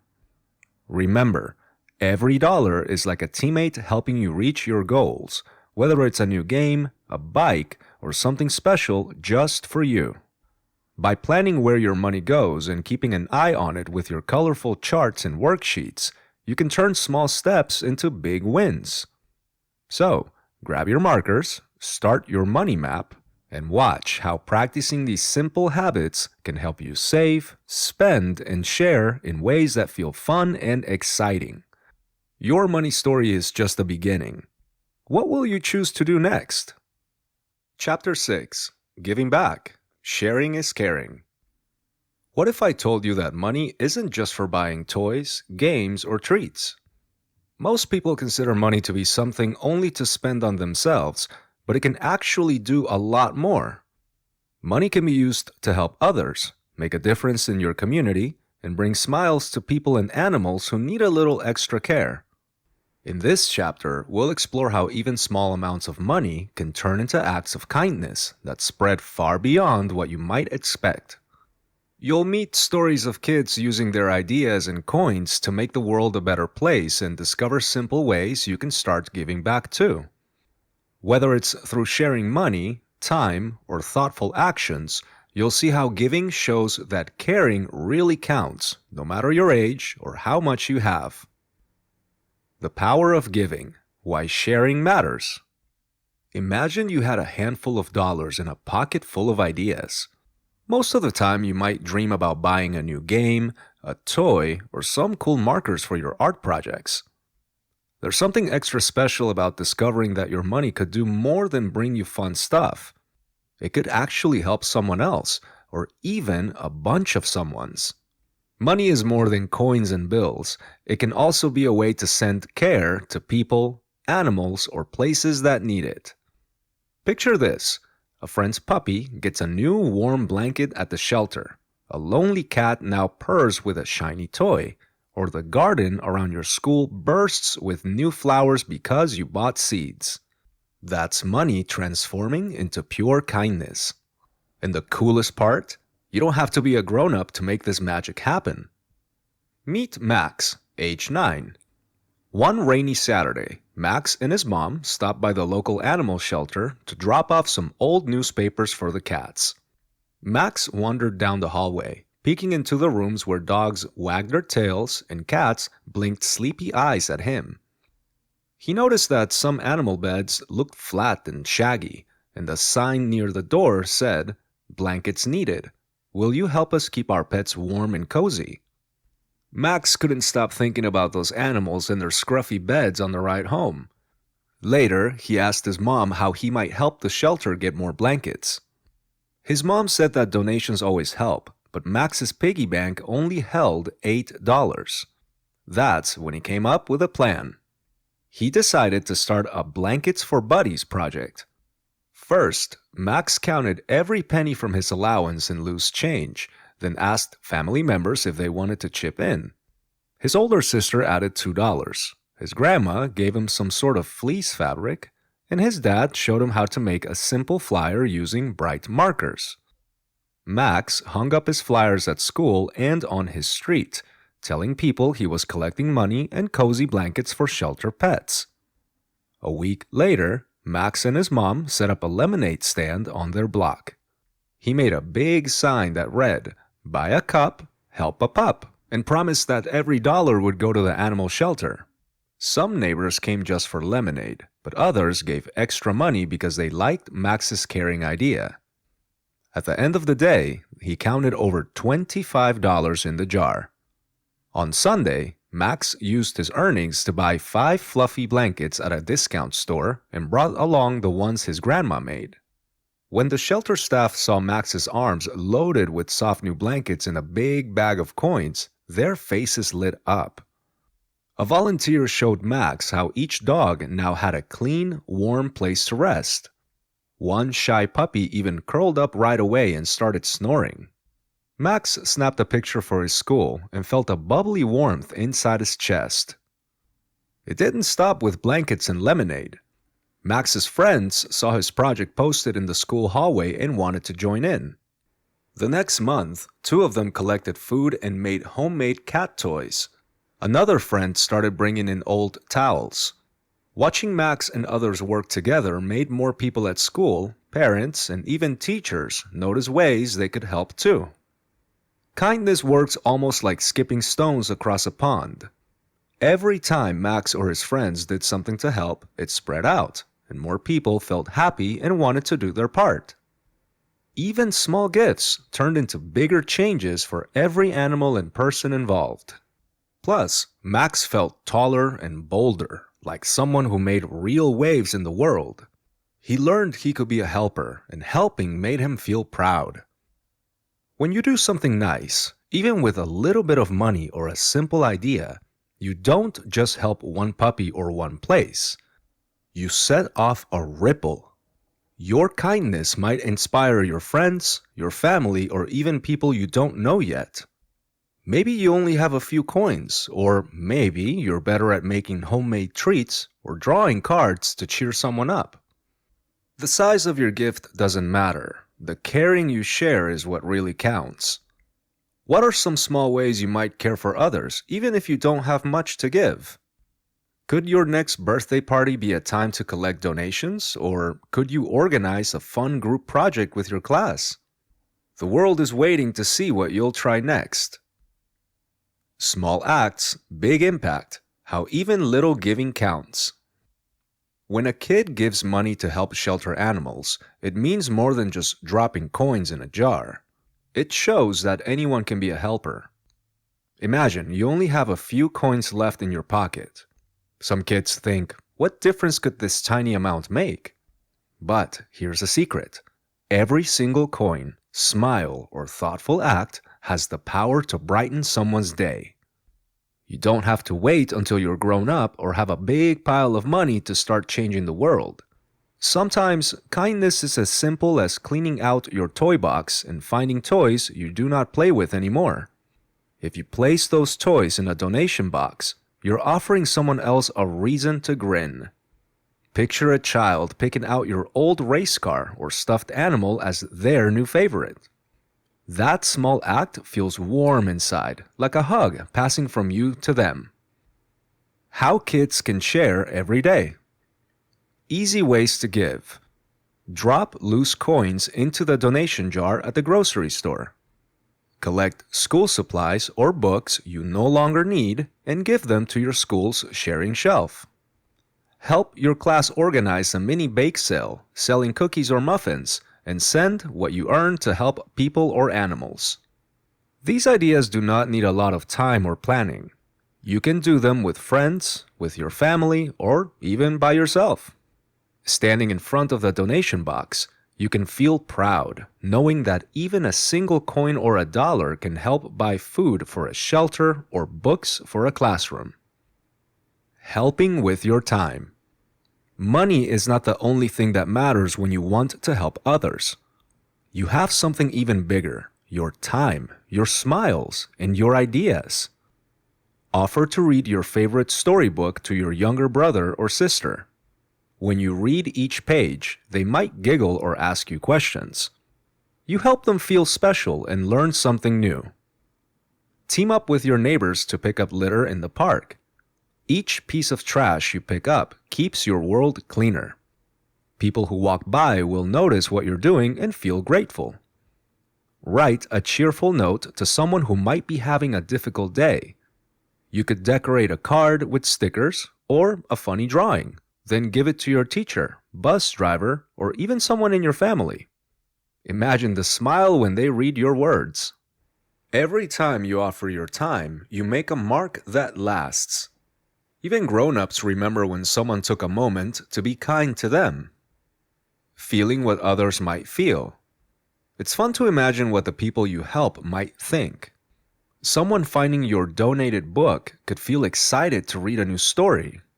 A nurse who receives your thank you card might put it on the wall beside her desk so she never forgets that she's helped someone like you. Friends playing in the park could giggle because their shoes don't get dirty from trash, all thanks to your cleanup effort. On the other hand, you might notice something too. Helping others can make your own heart feel lighter. Maybe you start your day with a yawn, but after sharing or giving back, you feel more awake, more cheerful, and even a bit taller inside. More ideas you can try. Make decorations for your school or classroom to bring a splash of color, especially on tough days. Invite kids who are alone at school to join your game or activity. Save a tiny bit from your weekly allowance in a jar marked Helping Fund and use it when you spot a cause you care about. Donate outgrown coats, hats, or gloves during a winter drive. Share a homemade treat with someone new, or give your neighbor's pet a gentle pat. Kids can also come up with causes that matter most to them. Maybe you love animals and want to help the animal shelter, or you feel sad when someone in your class seems lonely. Think of ways you can make a difference for them. You might be surprised at how many things you notice once you start investigating how to help. Remember, giving is not just about stuff or money. It's about sharing ideas, showing you care, and using your time to make someone's world a little better. Your kindness is as big as anyone's, no matter how old you are or how much you have. Now comes the fun part. Start imagining what you care most about helping. Is there a problem at school, at home, or in your neighborhood that makes you think, I wish I could help? Soon, you'll get the chance to create your own plan to make a difference. Which cause will you choose? Your story as a helper is only just beginning. Make your mark, creating a personal giving plan. Now that you know how your acts of kindness, no matter how small, can be powerful, let's make your own plan to help others really come alive. Imagine having a plan that's all about sharing your best ideas to brighten up your world, one simple step at a time. This is called a giving plan. Making a giving plan means you're choosing to make kindness something you do on purpose, not just every once in a while when you remember. It turns positive thoughts into actual things you can pick up, check off, and say, hey, I did that. A giving plan is just your special guide for helping others. It doesn't have to be huge or fancy. It's made by you and for you. You can choose what matters most to you and how to act on it. Some people love helping animals. Others might want to clean up their neighborhood park, write cheerful notes to people who need a smile, or collect clothes for families who don't have enough. Now, it's your turn to think about what makes you want to make things better. Start by sitting comfortably and letting your mind wander. Who or what would you most love to help? Is there a cause that feels important to you or a place you want to make brighter? Some ideas could be walking dogs at a shelter, helping your community by collecting extra food for people who need it, making cards for lonely neighbors, or planting trees to help the planet. Write all your ideas down on a piece of paper or in your notebook. You can doodle, use stickers, or write just a few words. Take about 2 or 3 minutes, and don't worry if you have a big list or just a few items. Every idea is welcome. Look over your brainstorming sheet and choose the one thing that pops out at you, makes you smile, or feels exciting. Maybe you keep thinking about making care packages for children at a hospital, or you want to help clean your school playground. Circle the cause or write it in bold letters at the center of a poster or piece of paper. This is going to be the heart of your giving plan. Get creative. Decorate your paper or poster so it shows what your cause is about. Draw pictures, add colorful borders, or glue on magazine cutouts. If your plan is about helping animals, you could draw a big, joyful dog or a fish swimming through blue waves. If you chose to help your community by collecting coats, consider including images of smiling kids putting on warm jackets. Use your favorite markers, crayons, or paints. The more it looks like you, the better. Think about what a good goal for your plan could be. Your goal can be small, like, I will pick up 5 pieces of trash in the park this week. Or, I will make 1 poster to teach others about recycling. It could also be a little bigger, like, I will collect 5 cans of food for the local food shelf. The most important thing is to choose a realistic goal you can achieve. Even one helpful action is important and can change someone's day for the better. Now, write down 2 or 3 concrete actions you'll take. For example, if your plan is to help animals, You could 1. Ask your family to go with you to visit the animal shelter. 2. Make homemade dog treats to donate. 3. Tell your class about why animal care matters. If you can't give money or things, think of ways to give your time. You might draw cheerful pictures for older people, start a kindness club with your friends, or ask your family if you can help rake leaves for a neighbor. Remember, you don't have to do this on your own. Ask family, friends, or your teacher for ideas on how to start or improve your plan. Invite a friend to join you. Sometimes helping together feels even better. Once your plan is ready, hang your poster or giving plan in a place you'll see it often, like your bedroom wall or refrigerator. Every time you look at it, let yourself feel proud and remember why you wanted to help. Pause for a moment and picture the smiles your actions can bring. Imagine a neighbor feeling less lonely because you shared a drawing, or a child feeling cared for because they have a warm coat. Every giving plan is special because it's about what matters to you. Think of the boy who gathered canned food and saw his mountain of donations grow just because he asked his class to help. Remember the girl who spent an hour each week picking up trash in the park. She made her neighborhood cleaner and felt great doing it. Now, as you carry out your giving plan, you'll not only help others but learn something about yourself too. Maybe you'll discover that helping makes you feel happy, proud, and connected. Or maybe your idea will inspire others to do something kind. Small plans can spark big changes, and your journey starts today. Now that you've seen how even a little money or a small act of kindness can grow into something amazing, it's your turn to take the first step. Whether you give a few coins, share your time, or start a fun project like Max, you have the power to make a real difference for people, animals, and places you care about. Remember, giving isn't just about what you have. It's about caring and sharing from the heart. So go ahead, dream up your own plan, gather your ideas, and watch how your kindness can spread, because when you help others, you're also helping yourself grow into someone brave, thoughtful, and proud. Your journey as a helper is just beginning, and the world is waiting to see all the good you'll do. Chapter 7. Growing Your Money Like Magic. Have you ever wondered how money can grow all by itself without you doing any extra work? What if your savings could turn into more money just by sitting quietly in a bank?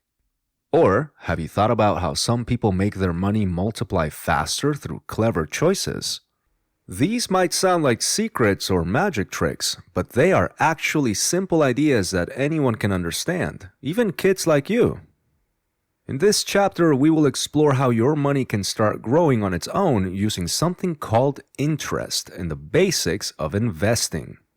You'll discover how saving a little bit can lead to bigger rewards over time, and you'll get to try a fun activity that shows how money grows week by week.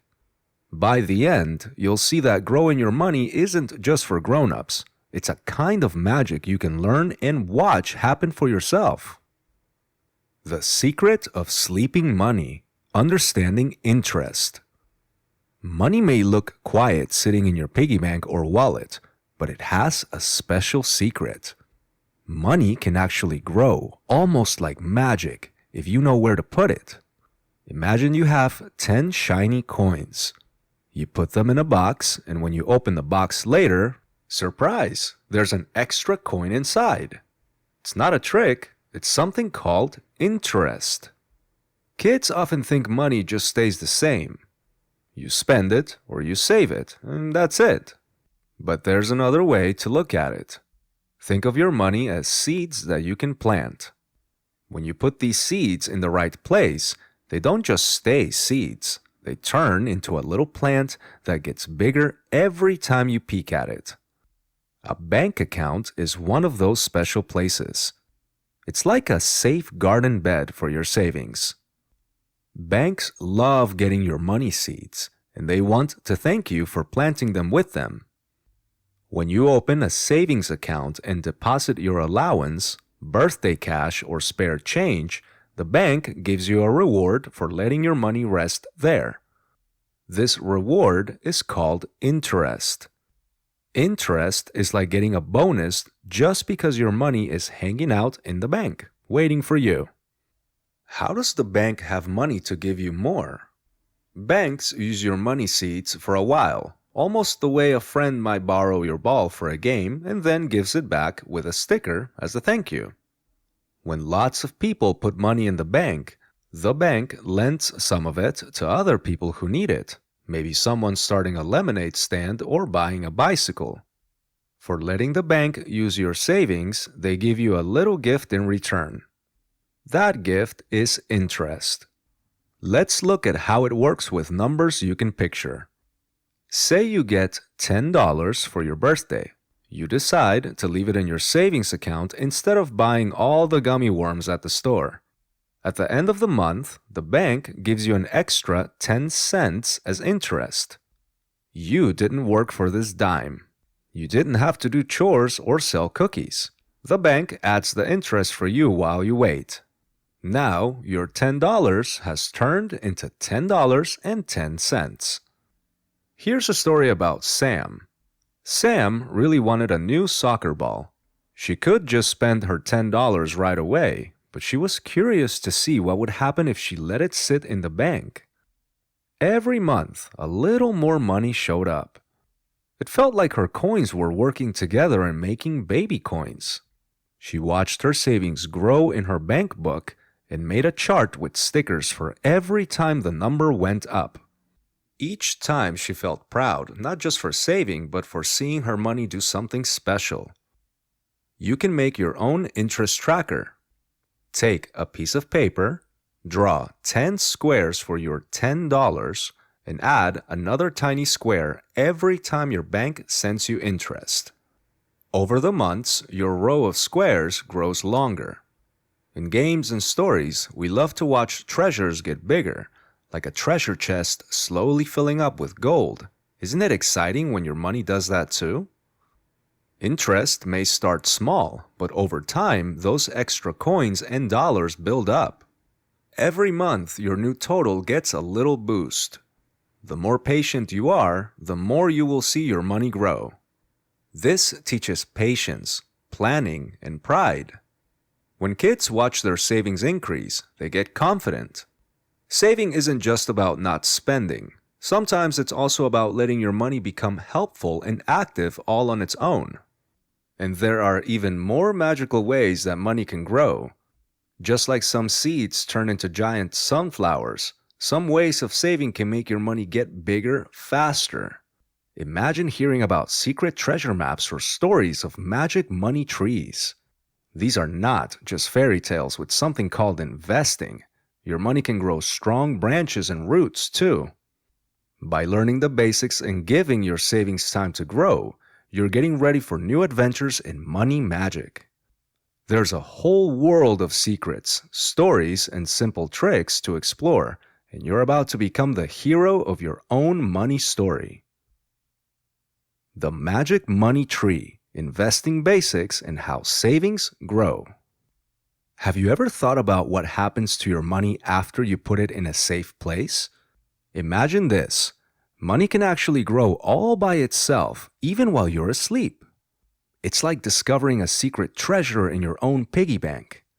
Now, your adventure goes even further. There's a way you can help your money multiply faster just by making some clever choices. Picture yourself in a magical garden. In the middle stands a tiny seed that you just planted. You water it and wait. Days go by, and that seed grows little by little. Soon, you see a sprout, then leaves, and after a while, it's a full-grown tree. But here's the fun twist. This tree grows coins and dollar bills on its branches. This is your magic money tree, and you're the gardener. Let's meet Mia. One day, she asks her grandfather, "What happens if I plant a magic coin in the backyard?" Her grandfather laughs softly and says, "Well, your backyard might not grow real coins, but let me tell you a secret. There is a way to plant your money so it grows. It's called investing." Mia's eyes grow wide. Investing? She wonders. Is it like magic? Her grandfather nods. It can feel like magic, but really it's all about making smart choices. Now, what is an investment? Imagine you put your money in a place where it can turn into more money over time. It's not spooky or tricky. It just means putting your money somewhere special that can help it grow. Here's how it works for kids. If you open a savings account at a bank and put your birthday money in, you're planting your magic seed. The bank says thank you by adding a bit extra, called interest, to your money because you let them borrow it for a while. Sometimes your family might talk about stocks or bonds. Imagine you own a tiny piece of a huge candy store. If the store does well and sells lots of candy, you might get a small piece of the profits. That's like your magic tree growing bigger branches. You don't have to be a grown-up to learn about stocks. There are even junior accounts made for kids. With a certificate of deposit or a junior account, you're promising to leave your money tucked away for a set time. Because you're such a patient saver, the bank rewards you with even more interest. These special accounts are like fertilizer for your money tree, making it sturdy and healthy. Let's look at another example. Leo wonders, what if I get $1 for my allowance and save it instead of buying candy? He tries it out, putting his dollar in a savings account. After some time, his $1 turns into $1.10, then $1.20. If Leo adds another dollar every week, soon he has a pile that's even bigger. The more he adds, the more branches and leaves appear on his magic money tree. Try imagining your tree. How tall is it? What kind of money fruit grows on its branches? Do you want shiny silver coins or crisp green bills? Every time you save, you're dropping another seed in the ground. Each seed will stretch up toward the sun and turn into a strong tree with lots of branches, and each branch brings even more money fruit. Starting early can be the best magic trick. Think about planting apple seeds. The sooner you start, the bigger your apple tree grows. If you plant your money seeds now, you give them plenty of time to stretch and reach. For example, if you put away just $1, it could slowly become $2, then $4, then more. It doesn't happen in one day. It takes a little patience and lots of watering, saving a bit every week. Let's play a game. What if you set a goal to save half of your allowance each week? Every coin you add to your savings becomes like a drop of water for your magic money tree. After a few weeks or months, you look back and see how tall and leafy it's become. If you keep saving just a small amount, you'll notice your tree crowding with more and more money fruit. Think about something you really want, maybe a bike, a favorite game, or a day at the amusement park. Can you picture your money tree helping you reach that dream? Would you plant different seeds or water your tree more often if it meant having enough for that wish? Your choices and habits serve as the sunshine and rain that nourish and strengthen your financial tree. Imagine the experience of witnessing the growth of your magical money tree week by week. What if you kept track of each new branch or coin? Your next adventure is waiting, a chance to see your magic money tree come to life and discover how much it can grow just by being you. Money Planting Challenge. Watch $10 grow every week. Imagine holding a tiny seed that could one day turn into a tree loaded with shiny coins. That's what happens with money when you start saving and add a little bit of magic called interest. Right now, you've got a magic money tree seed in your pocket, and it's worth $10. Here's how we'll use that $10 to play a game and watch it grow, just like a little green sprout, with some pretend interest to make things extra fun. You'll grab some paper, pencils, and maybe your favorite colored markers. You'll become a money gardener. tracking every leaf that pops up as our money tree gets taller each week. The first step is to get ready for the money growing game. On your paper, make a table with 3 columns. The first one is called week. The second is starting money, and the third is money after interest. Draw week 1 at the top, then week 2, then week 3, and keep going for at least 8 weeks. If you like, doodle a tiny seed or sprout beside week 1 and leave space next to each week to add bigger leaves or flowers as the money grows. You might want to pick green and gold colors to bring your chart to life. Start the game by writing $10 in the starting money column for week 1. This is your magic seed. Now, choose how much your tree will grow each week. Let's use a 10% interest rate because it's easy for new gardeners. That means each week your money gets 10% bigger. To figure out 10% of $10, think of it as moving the decimal over one place, $1. Now, add that to your first $10. Your money after interest for week 1 becomes $11. That's your seed sprouting a tiny leaf. Move to week 2. Your starting money is $11. What's 10% of $11? Grab your calculator or do the math step by step. $11 times 0.10 is $1.10.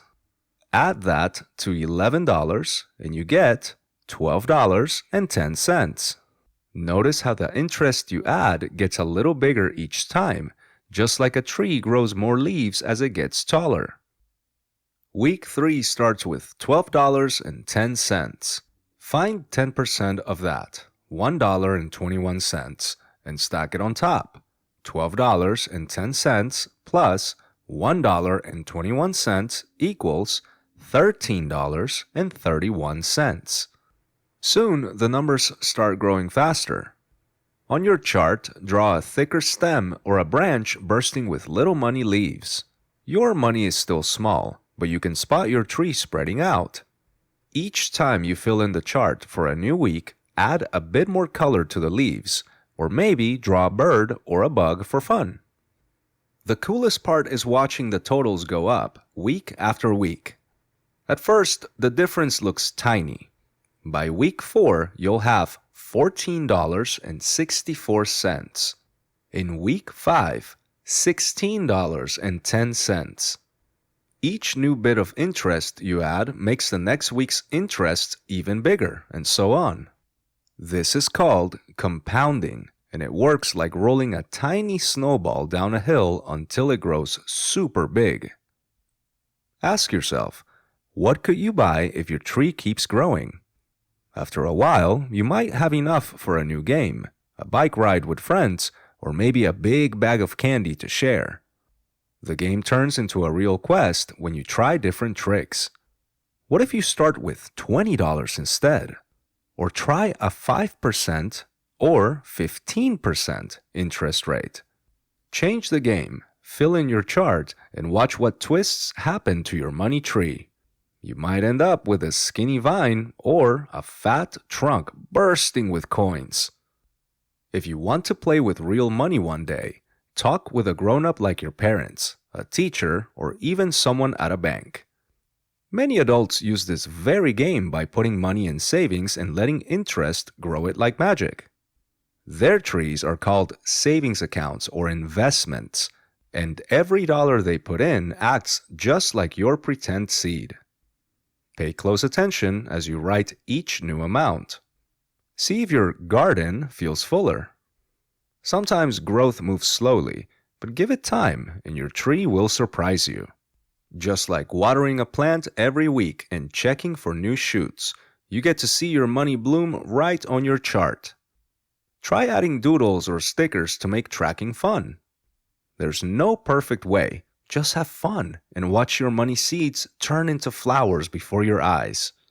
Keep daydreaming about all the ways your money tree could grow.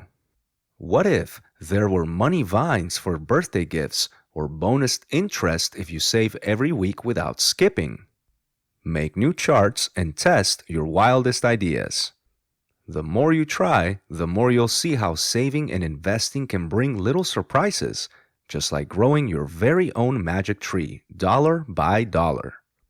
Now that you know how money can grow all on its own through interest and smart saving, you're ready to become a true money gardener. By planting your savings carefully and watching your magic money tree grow taller with each new coin, you'll learn how patience and good choices help your treasure get bigger over time. Keep playing the money growing game, trying new ideas, and asking questions. Soon, you'll discover even more exciting ways to make your money work for you. This is just the beginning of your adventure in money magic, and with what you've learned here, you're well on your way to becoming a confident saver and investor who can turn simple seeds into a whole forest of financial fun. Chapter 8: What Adults Do with Money. One afternoon, Anna watched as her mom sat at the kitchen table with a pile of colorful envelopes and a notebook. She was counting coins, marking off items on a list, and talking quietly with her dad about what to buy for the week. Anna's little brother asked if they could get ice cream, but Mom just smiled and said, "We'll see." Anna wondered why some things had to wait, even when they seemed like fun or treats. She didn't realize that every penny in those envelopes had a job to do, helping keep their home warm, food in the fridge, and plans for special days ahead. Money might look simple, just coins and bills, but behind it were many choices and careful thinking that adults do all the time, sometimes even without you noticing. How adults use money every day. There's a lot of work grown-ups do with money every single day, and you probably see some of it without really thinking about what's happening. In the morning, there might be bills on the table or someone finding a shopping list and checking what's in the fridge.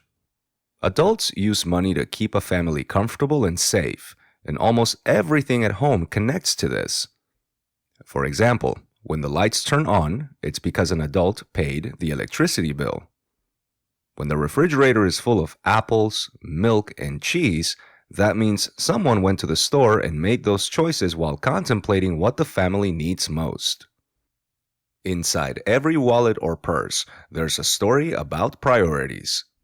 Say your parent just got paid after a week of working at their job. They might say, "This money has to last until next Friday." The first task is taking care of needs. That paycheck might get split up, with some going to pay rent so everyone has a place to sleep, some set aside for groceries like bread, carrots, and juice, and a piece saved for getting to work, like paying for bus passes or gas for the car. Grown-ups don't just spend all the money right away. They often make a plan since things come first. That's why, when you ask about getting a big box of gummy bears or a new video game, sometimes the answer is maybe later. It's not because adults don't want to say yes, it's because they're thinking about what has to come first. Buying food, paying for heating in the winter, making sure there are clean clothes, and paying for school supplies all matter a lot. If there's money left, then it's time to think about fun things, nicer snacks, or even something everyone can enjoy, like pizza night. Every family has dreams and things to look forward to. Adults think about saving up bit by bit, just like you might put coins in a piggy bank for something special. Maybe there's a plan to buy new bikes, celebrate your birthday with your friends, or take a trip to your favorite park. Adults sometimes tuck away a small part of their money each week, even if it's just a little, because they know that small amounts grow over time. They try to plan for things you care about, so you can see that your own hopes matter too. But grown-ups don't always get to pick everything they want at once. Think about walking into the grocery store. There are so many choices, but mom or dad has a budget. That means there's a limit to how much they can spend. Maybe there's a choice between buying your favorite cereal or getting fruit for everyone's lunch. Sometimes the decision is between going out for burgers and fries or putting that money towards saving for a movie night next week. It can feel tough to decide, but these choices help a family get what they need and sometimes even save for bigger treats later. Let's peek a little deeper into a paycheck story. Imagine your parent comes home and sits down with you at the table. They explain, "I earned this from my job. First, we pay for where we live, so we always have a safe place. Next, we buy food and things we use every day, like toothpaste and soap. Then, we pay bills for water and heat and save a small amount for things that might surprise us. After that, whatever we have left helps us do something special or just have a bit of fun together." This way, you can see that every dollar has a job and no dollar gets wasted. Sometimes life surprises families. The washing machine breaks, someone gets the sniffles and needs a doctor, or the car needs gas earlier than planned. This is where grown-ups hope they have some money saved for emergencies. Saving up for just-in-case moments means saying no to more toys sometimes. When you hear "not right now," it's usually because your family is trying to make sure everyone is okay, even if something unexpected happens. Seeing all these pieces can feel like looking at a puzzle. Every choice matters and helps keep the family safe and happy, with food on the table and lights shining. Next, you'll find out how families work together, sometimes kids can help too, and how teamwork helps make plans, save for what matters, and is even part of the fun. A family's money story. Out in the living room, the Ramirez family settled onto the couch for their regular family meeting. Mom sat with her notebook open. Dad held a small stack of coins and some colorful envelopes. Mia and her little brother Lucas bounced on the cushions, curious about what they would talk about that night. Mom started by smiling at everyone. "Okay, team, let's talk about our goal. We all wanted to save up for a family trip to Dino Land. Remember, we agreed to save a little bit each week." Lucas cheered. "I can't wait to see the giant dinosaur." Mia raised her hand and asked, "But do we have enough money yet, or do we need to wait longer?" Dad held up the blue envelope marked Dino Land Savings. "Let's see how we're doing," he said. He emptied the envelope and counted the coins and bills with Mia. "We have $48 so far. The family's goal was $100. They each suggested ideas for adding a bit more to the savings. Mom said, "If we make our lunches this week instead of ordering takeout, we can put the extra money in the Dino Land envelope." Mia added, "What if we play games at home Saturday instead of going to the movies? We could save money that way too." Lucas offered his piggy bank. "I can put in $1 for my allowance. I want to help." Dad nodded. "These are great ideas. Staying in for a movie or skipping takeout sometimes helps us reach our goal faster. And sharing from your allowance is teamwork, Lucas."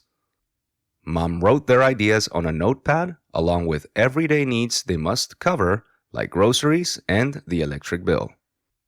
The conversation turned to what the family needed that week. The fridge had a list with check boxes for things like milk, bread, and fruit. Mia got a marker and helped check off the foods they already had so they wouldn't buy what they didn't need. The family made a shopping list together, making sure to include items everyone liked but sticking to the basics. Dad pulled out an orange envelope. "This is for bills and groceries. The money must remain here to ensure that our lights stay on and we have food to eat." Lucas pointed at a treat he saw in the store flyer and asked, "Can we get ice cream too?"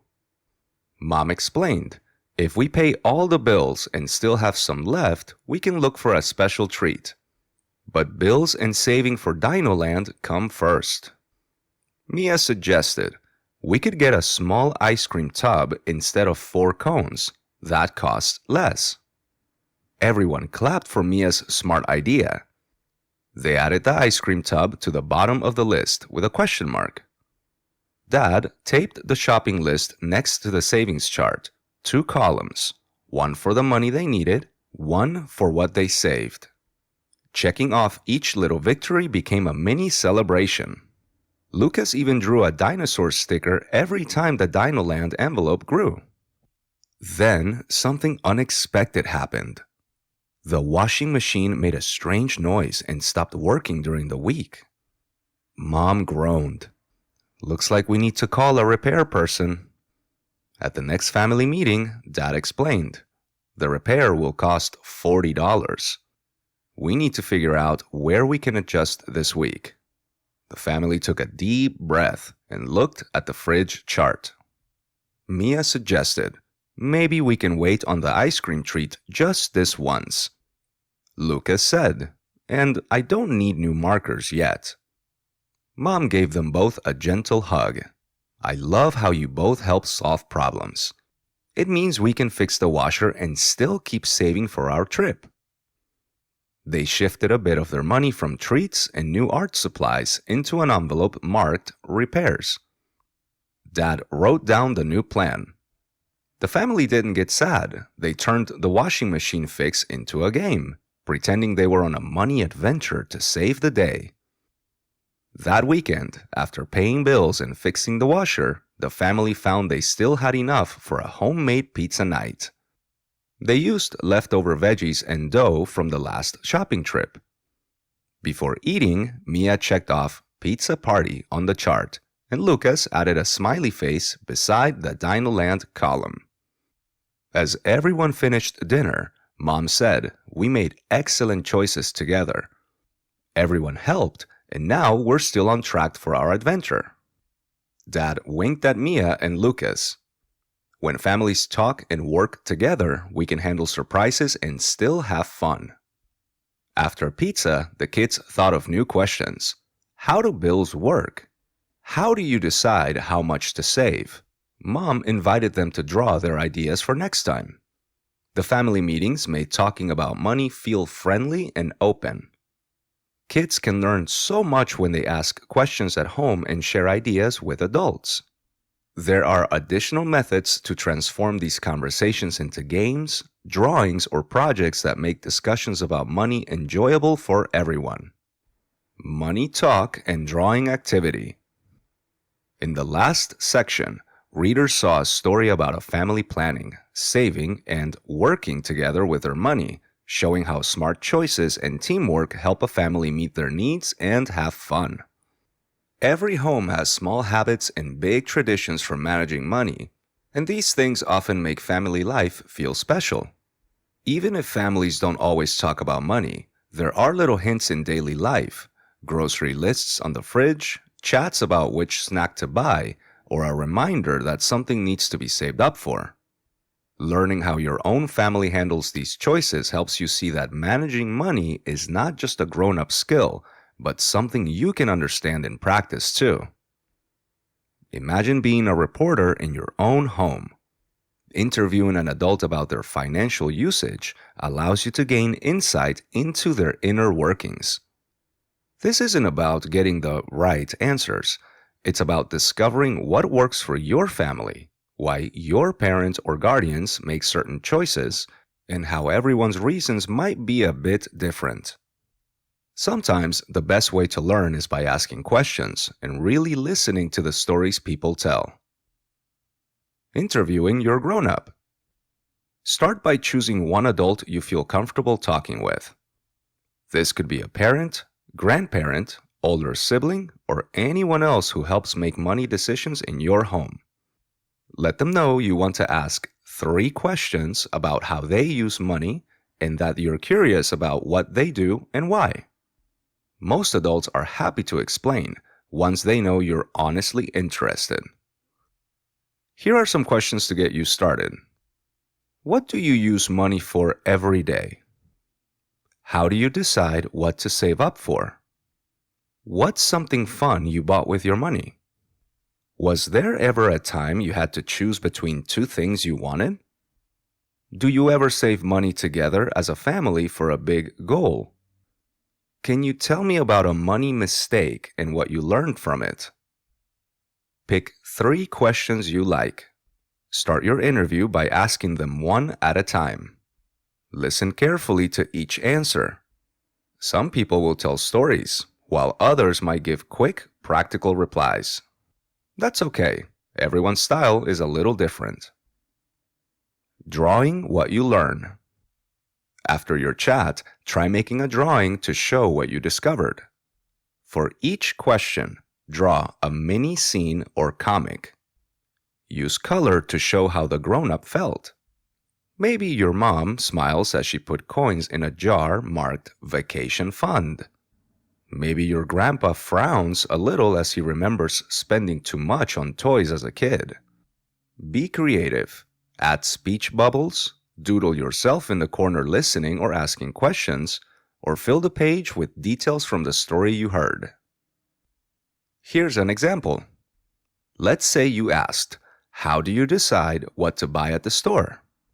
Your dad tells you, "I always make a shopping list so I don't get things we don't need." In your drawing, you could show your dad picking out groceries, holding his shopping list with little hearts around the snacks he loves most. Maybe you even draw yourself peeking over the cart. Why this activity matters. Every adult balances needs and wants in a different way. By listening and drawing, you observe things such as how some individuals plan ahead while others adapt, or how everyone occasionally makes small mistakes. When you picture your grown-up contemplating saving, having fun, and making choices, you learn that money decisions are part of everyday life, not just big talks or lessons. The act of drawing what you hear helps you remember the stories and tips. Colorful scenes stick in your mind much longer than just words. You also start feeling more confident asking questions and talking about money, which will help you as you grow up and start making your own choices. Tips for the interview and drawing. Use your favorite colors to show feelings and moods. Don't worry about making your art perfect. The goal is to capture the story. Add speech bubbles with the exact words your adult said. Include yourself in the drawings to show your part in the conversation. Sharing and reflecting. After you finish, think about what surprised you the most. Did the answers sound like what you expected? Was there anything new or amusing? If you want, share your drawings with someone else in the family. Talking about what you learned can lead to even more stories, advice, or good ideas about money. Remember, adults aren't perfect and sometimes wish they'd made a different choice. That's part of learning for everyone. By asking questions and using your creativity, you become a partner in your home's money story. Maybe next time your family talks about saving or shopping, you'll have a new idea to share or a question to ask.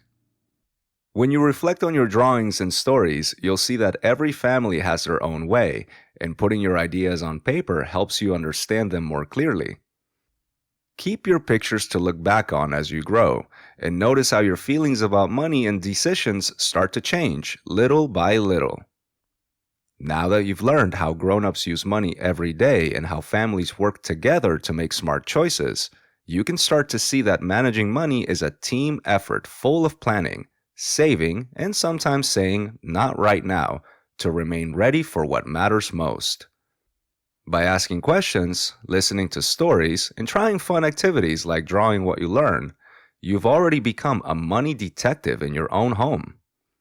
As you keep exploring how money works, you'll find even more ways to help your family, make good decisions, and reach exciting goals, all while having fun and learning along the way.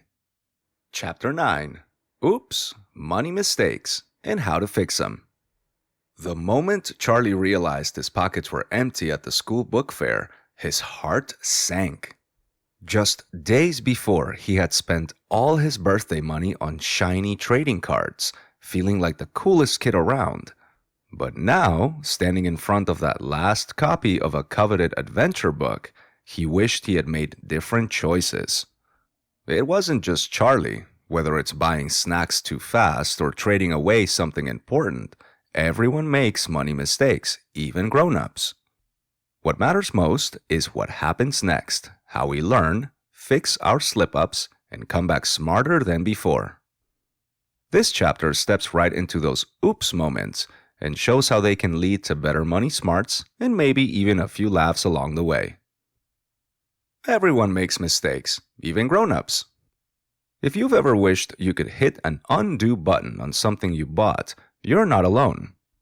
Every person, even adults with years of experience, sometimes gets mixed up with money. Maybe you remember spending your allowance as soon as you got it and later wishing you'd waited for something even cooler. Or your friend traded 2 shiny stickers for a tiny rubber ball, but then realized the ball wasn't as fun as it looked. Things like this happen to everyone. No one gets money right all the time, and that's perfectly okay. Imagine an older brother who really wanted to win a stuffed bear at a fair, so he spent all his saved up dollars on one game. He didn't win the bear, and now the money he'd been saving for months was gone. At first, he might have felt pretty upset or even embarrassed to talk about it. Another time, maybe you've seen a friend buy a toy that broke on the very first day, or you picked out a snack at the store and later wished you had chosen something different. Grown-ups have stories like this too. Sometimes parents might forget where they put some cash in the house or buy something on sale that turns out to be not so great after all. Mistakes with money don't have an age limit. When things like this happen, it's easy to think you're the only one who's ever made a money mistake. Maybe your cheeks feel hot or your stomach flips a little. You might even feel like hiding what happened because you don't want anyone to know. But everyone messes up sometimes. Grown-ups have made some pretty silly money choices too. A lot of them even learned their most helpful tricks from slip-ups. Something honest happens when you talk about a mistake. It stops feeling so heavy, and sometimes you can even laugh about it. Sharing what went wrong is one of the strongest, smartest things you can do. Talking with a parent, teacher, or friend about a money mix-up can help you feel less alone and more ready to try again. Let's say someone's birthday comes, and they get some money from their grandma. It's so fun to imagine all the things you could buy. One day at the store, there's a flashy toy on the shelf, and it looks amazing.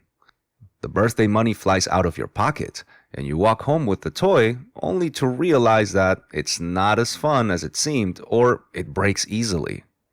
That might be disappointing. But inside that disappointment is a secret message. The next time you have money, you might remember how fast it went last time and decide to wait before spending. Or maybe you'll ask more questions, check reviews with a grown-up, or save for something extra special that you know will last. Mistakes are like clues on a treasure map. When something goes wrong, it's not a reason to be hard on yourself. Instead, it's a chance to figure out what to try differently next time. Every mistake gives you a chance to get better at money, just like learning to ride a bike means sometimes falling off.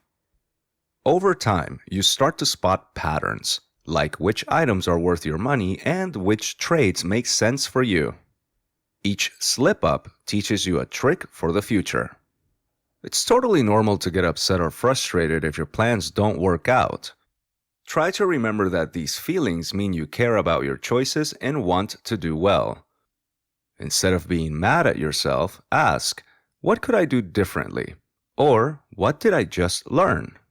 Sometimes talking it out makes things clearer. Maybe a friend has a similar mistake, or maybe a parent has advice about what they did when they were your age. Sharing stories can even help everyone in your family or class get better at money decisions. Mistakes aren't just about losing coins or making a trade you wish you could undo.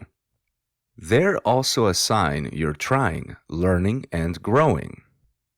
Being curious about what happened turns little accidents into big discoveries. The more questions you ask and the more you talk about experiences, the smarter you become with money. There are all sorts of ways money mistakes can pop up in your life. Sometimes it's spending all your cash at once. Other times you might forget to keep track of your savings or trade away something special too quickly. But here's the best part. Learning how to fix these mistakes and finding new ways to make better choices is like unlocking a superpower. Soon, you'll get to see what kinds of money mix-ups are common and learn easy ways to feel proud of your next step, no matter what happened last time. What should you do when you make a money mistake? Have you ever felt excited about a new toy only to realize later you spent all your money on something you didn't love as much as you thought?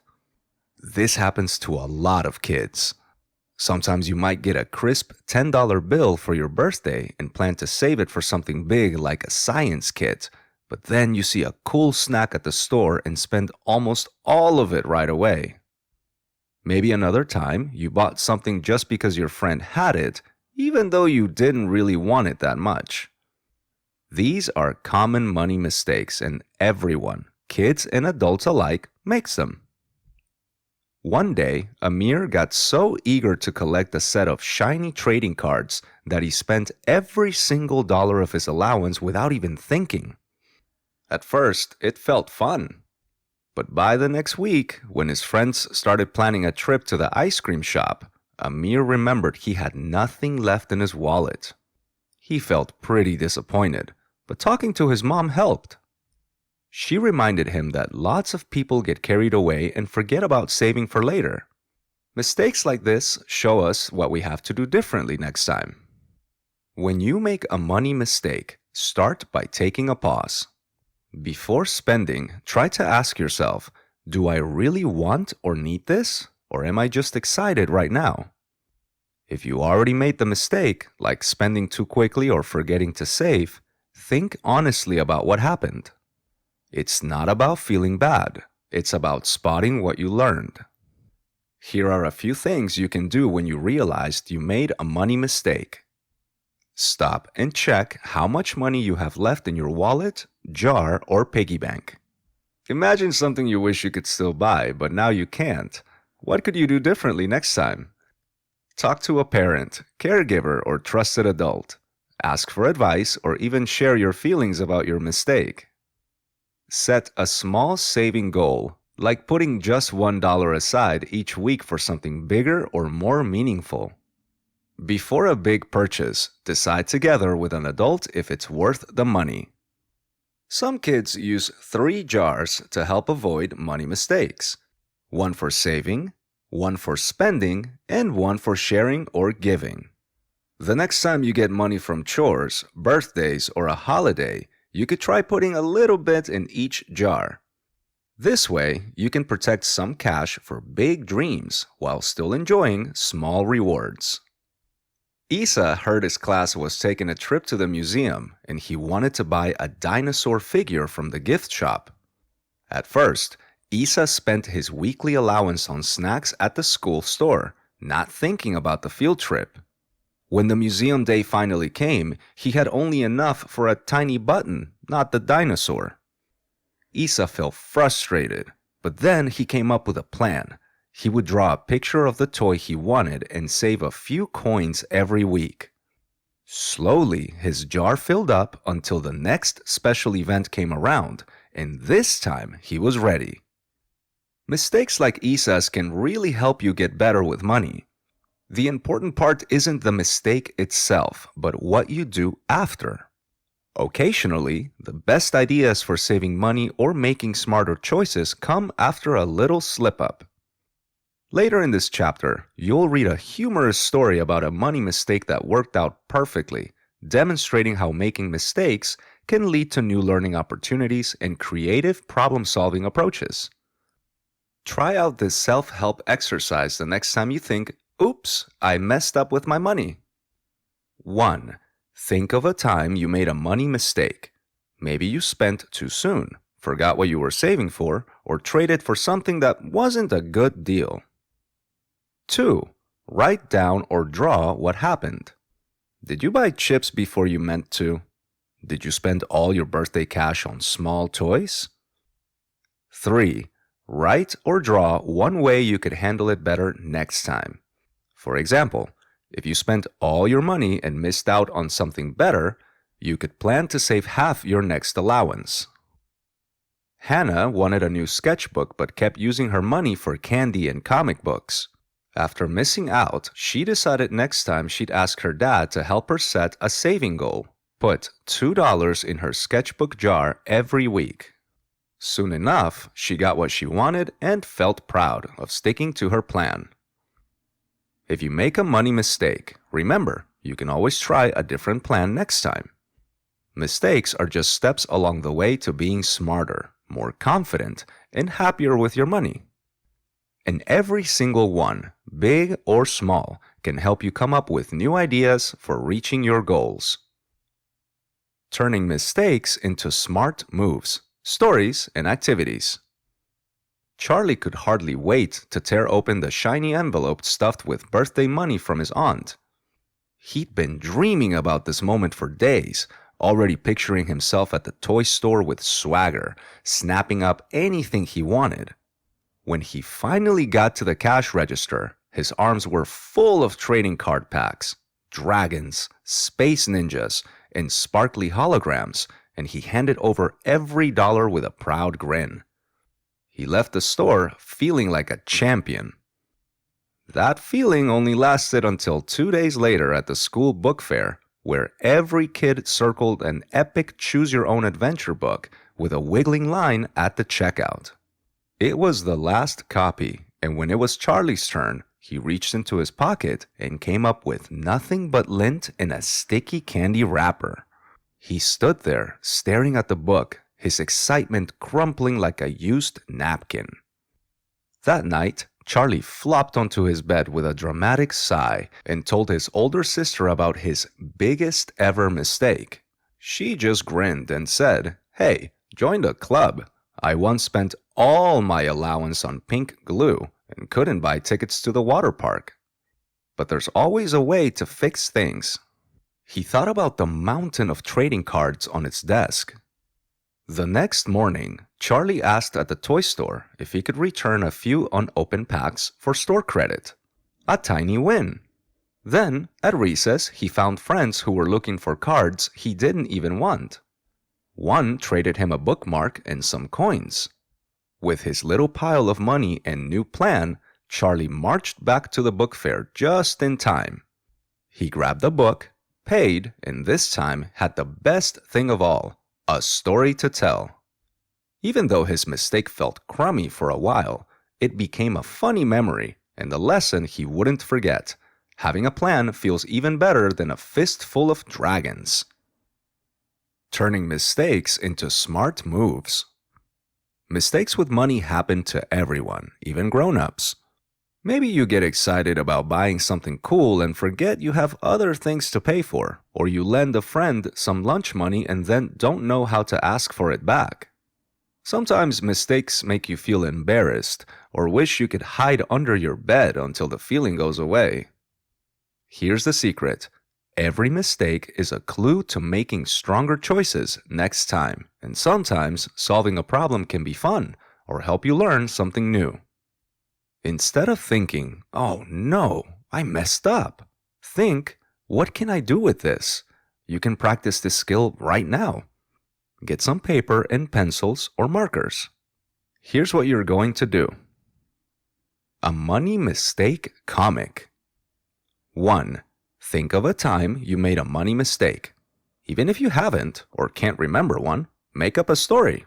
It could be something like, spent all your movie money on candy before the film and you missed out on popcorn. Bought snacks for friends but didn't have enough for the thing you really wanted. Saved up for a toy, then realized you wanted something else but had no money left. Gave your lunch money to a friend and felt weird asking them to pay back. 2. Write a quick comic strip showing what happened. Here's how to get started. Panel 1. Show yourself with your money. Panel 2. Show what you bought. Panel 3. Show the moment you realize your mistake. Panel 4. Show how you feel, maybe a sad face, maybe steam coming out of your ears. Panel 5. Draw yourself thinking of a way to make things better or asking someone for help.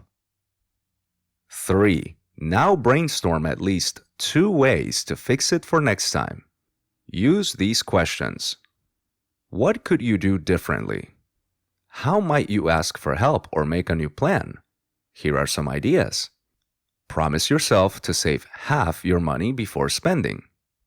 Ask a parent or friend for advice. Team up with a sibling to buy something big and share.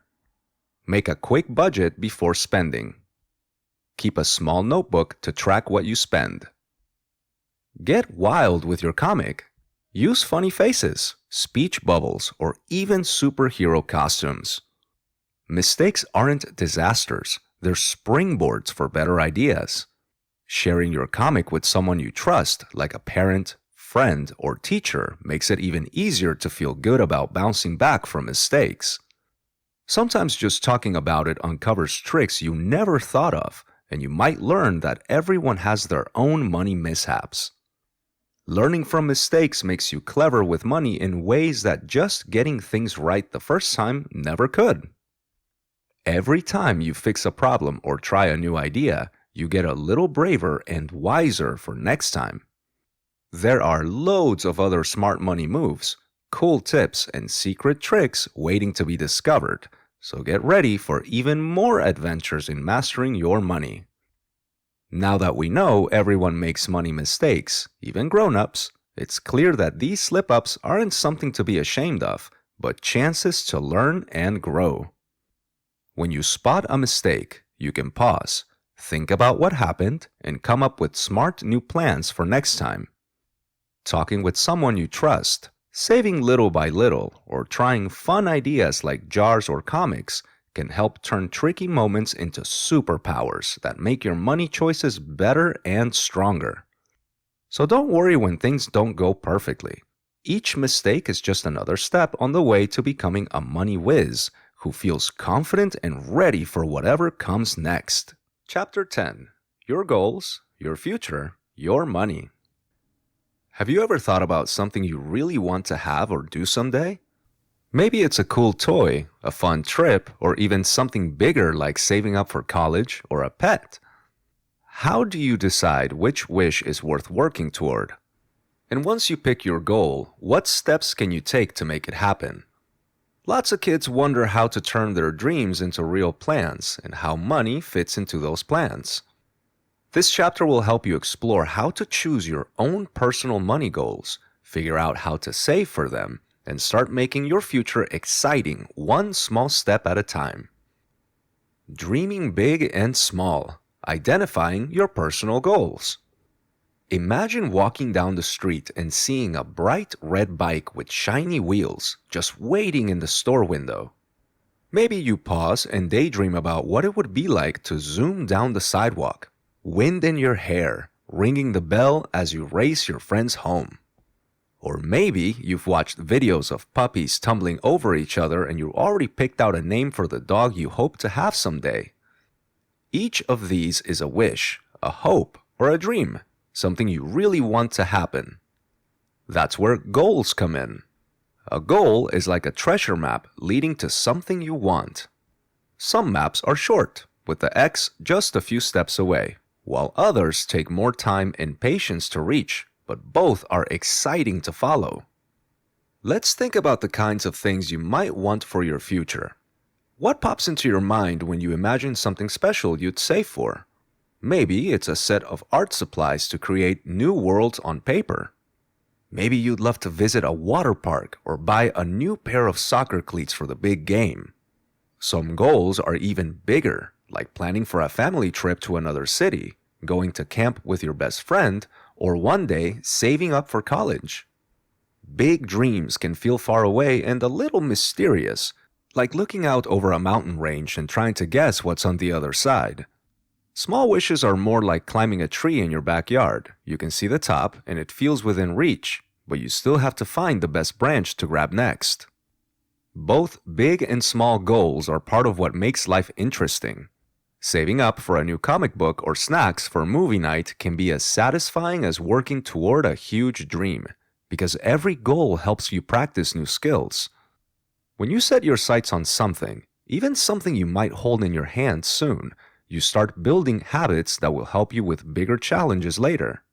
Little wins boost your confidence and show you what you can do when you put your mind to it. Some goals are about things you want right now. Imagine making a list of cool toys, fun games, or tickets to a theme park. It's exciting to think about which one you want the most and how soon you could get it. Small goals can teach you how to wait and save, like waiting for a seed to sprout. You don't always have to choose just one goal either. Your interests may change. What sounds amazing today could be replaced by a new dream tomorrow. That's completely normal and part of growing up. Big dreams are special too. They teach patience and planning. If you want to get a pet, you might need to think about food, toys, and even doing chores to help out. If you picture yourself heading off to summer camp or starting college one day, that's a goal that unfolds little by little with lots of steps on the way.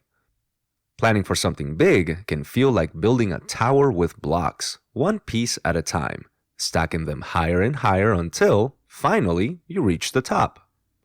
Each step you take brings you closer. Making a wish jar or a dream list is a fun way to start thinking about your own goals. Take a jar and some pieces of paper and write down all your hopes: a science kit, a visit to the zoo, your first skateboard, or a puppy to cuddle. Each wish goes into the jar like a seed waiting to grow. You could draw pictures, make a poster for your wall, or talk with your family about your ideas. Sharing your dreams makes them feel even more real. Ask yourself, if you could save for anything in the world, what would you pick? What makes you smile just to think about? You can talk to an adult, a friend, or a sibling to get more ideas or hear about other goals. Sometimes just chatting about what you want helps make the path ahead feel clearer and more fun.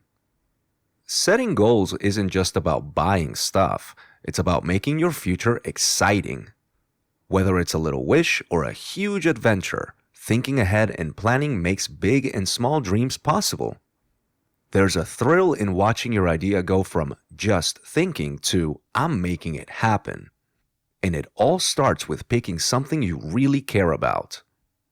Getting ready to choose your very first goal is where the journey begins. The next step is figuring out how to turn a wish into a goal and set a target you can actually reach, just like one kid who had a big idea and found a way to make it come true. Setting and achieving money goals, learning from real-life examples. Sophie had a big dream. For weeks, she had stared at the shiny red bike in the store window. The bell sparked in the sun, and the tires looked ready for any adventure. Every time Sophie passed, she wished she could just ride away. But the bike had a price tag. She checked it one day. It cost $80. That seemed like a huge number. Her parents told her if you really want it, you can save up. Let's figure out how. Sophie's mind was full of questions. Could she really do it? Where would she even start? Sophie wrote, "I want my red bike" on a bright, sticky note and put it on her wall. This was her first step, picking just one wish. She thought about other things, like tickets to the roller skate party or a fluffy kitten, but the bike topped her list. When you choose one goal to focus on, it's much easier to make a plan. Next, Sophie needed the exact amount of money. She double-checked the store tag. It was $80. Setting a clear, exact number made things less fuzzy in her head. Wouldn't it be challenging to save if you only said, "I want lots of money"? Specific numbers feel real. She wrote the number under her wish so she wouldn't forget. Now she needed to figure out how to get the money. She sat with her family at the kitchen table and made a list.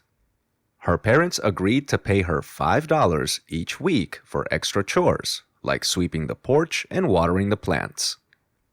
She got $10 from her grandma for her birthday. She remembered coins in an old piggy bank. She asked her friend if she wanted help walking her dog, and her friend's mom said she'd pay for each walk. Making a plan felt exciting. Sophie grabbed a notebook and drew a grid with boxes from 1 to 80. Every time she saved $1, she colored a box. Soon, she could see her savings growing step by step. Stop and reflect. What is one thing you would love to save for? How much do you think it costs? What jobs or chores could help you earn the money? A clear plan means less guesswork. Sophie figured out that with chores and some dog walking, she could reach $80 in about 10 weeks if she saved every dollar. Some weeks she got more, some weeks less. If she felt sad about skipping ice cream, she looked at her chart and colored another box. She also put her prize money someplace safe, right in a big glass jar on her desk. When she counted her dollar bills and coins, she saw her hard work adding up bit by bit. Sometimes she wanted a little treat, but she reminded herself, this choice gets me closer to my bike. When saving felt tough, she asked her parents to cheer her on. Her brother suggested a lemonade stand for one last push. Sophie wrote her total down each week. It made her feel proud. Each colored box on her chart felt like a heartfelt hug. Your saving steps. 1. Pick one thing you really want. Write it down or draw a picture. 2. Find out exactly how much it costs. Check prices at the store or online. 3. Plan ways to earn and save, like doing chores, small jobs, or saving birthday money. 4. Track your progress using a chart, notebook, or jar. Mark every time you save $1. 5. Celebrate every small step. Each dollar counts. Example chart. Each square or symbol is a step closer. Color or mark your chart every time you add to your savings. If you get stuck or feel like quitting, it's okay to ask for help. Maybe a parent, friend, or sibling can brainstorm ideas or even save with you. At the end of 8 weeks, Sophie's jar was almost full. Her chart was a rainbow of colors. She had saved $76 and still needed $4. It didn't matter that she wasn't finished yet. She felt stronger and more in control. Sophie grinned every time she looked at her jar and chart. She believed she would reach her goal. In Chapter 11, we will create colorful vision boards to help you picture and remember these goals every day. Until then, Sophie's red bike waited just a little longer, and her dream was nearly real. Maybe your wish can be too. Visualization in action. Create your own money goals vision board. As you have taken the first jump by naming your real money goals and figuring out a plan to save for them, momentum begins to build. You've already met a kid who stuck to their plan and saw it pay off, turning an idea into a real-life reward. That energy gets even stronger when you turn your dreams into something you can see and touch each and every day. In the last section, you discovered how kids like you turned their ideas into exciting real-life goals and found clever ways to save for something you really want. Now you'll take your biggest, brightest dreams and create something you can see every day, making your vision even more real. A vision board is a colorful poster, big piece of paper, or even a section of your wall where you collect drawings, magazine pictures, or photos of the things that feel important. These images stand for all the goals that make you excited to save. Imagine cutting out a picture from a magazine of a soccer ball if you want to join a team, or pasting in a photo of a puppy if you dream of saving for a pet. Some kids fill their vision boards with glitter, stickers, bright markers, and crafty borders. Along the way, you might add a drawing of a roller coaster for a big day at the theme park, or a giant ice cream cone for your special treat. For one kid, every picture turns into a little reminder to keep going, to keep making smart choices. When your vision board hangs in your room, your goals stay in view and your imagination gets stronger too. Making your own money goals vision board feels like an art day with a special purpose. Start by gathering your supplies. You'll need a large sheet of paper, cardboard, or poster board, markers, colored pencils or crayons, old magazines or newspapers with colorful pictures, scissors and glue or tape, stickers, glitter, or washi tape if you like. Pick one or two goals that matter most to you, not just things you want, but things that make you feel excited inside. Search the magazines for pictures that match those dreams, or draw your own if there's nothing close. For example, maybe you cut out a picture of headphones for saving up for music lessons, or draw your favorite snack for that day out with friends. If you want, write down how much each dream will cost right underneath the picture. Some kids like to put glitter around their biggest goal or use stickers to add personality. Others use neat labels, making sure every image has a place. Once you have all your images ready, glue or tape them onto your paper. Right in the corner, make space for a progress tracker. Draw an empty jar or a tall thermometer and leave it blank. Every time you put money aside in your piggy bank or savings jar, fill in a part of your tracker. You'll love seeing how fast you're moving toward your dream. Your board is like a map showing where you want to go, and the tracker shows how far you've gotten on your adventure. Hang your vision board somewhere you pass by every day. Above your desk, on your closet door, maybe right by your bed. That way, your goals become friendly reminders. It gets easier to say no to things you don't truly care about because your real dreams are in plain sight. Looking at your vision board each day makes your goals stick in your mind. If you find yourself spending money on fleeting items, it can serve as a reminder to focus on the greater good. One child once drew a bright red bike and taped it next to a tracker. With each allowance, she colored in a section on her board. Day by day, the jar got full, and one afternoon she wheeled her new bike home. Dream officially checked off. Invite your family to join in, or ask a friend over to make boards together. Maybe your parent has a magazine with wonderful pictures of vacations, or your sibling wants to trade stickers.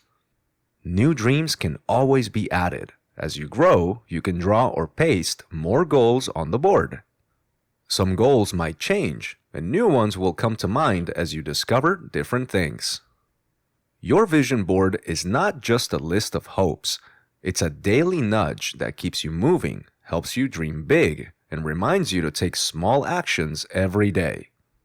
With each goal you add or tracker you fill in, you get more ready for wise money choices and the next big adventure your future has in store. Now that you know how to spot your dreams, set clear money goals, and make a step-by-step plan to save for them, you're ready to turn wishes into real accomplishments. Whether it's a shiny red bike like Sophie's or something special of your own, every small action you take brings you closer to what you want. You've learned that having a plan, tracking your progress, and keeping your goals in sight with tools like vision boards can make saving money fun and exciting. Keep dreaming big and small, stay patient, and remember, each choice you make today is helping you build the skills and confidence to reach even bigger adventures tomorrow. Conclusion. Wow! You've reached the end of this book, and that means you're officially a money master. Take a moment to pat yourself on the back. You've learned some amazing new skills that will help you not just now, but as you grow up too. Learning about money can sound tricky at first, but look how much you know already. From your very first dollar to smart saving, clever spending, giving to others, and even growing your money, every page has taught you something important. Are you ready to start using what you've learned? Let's bring it all together. Think back to when you started reading.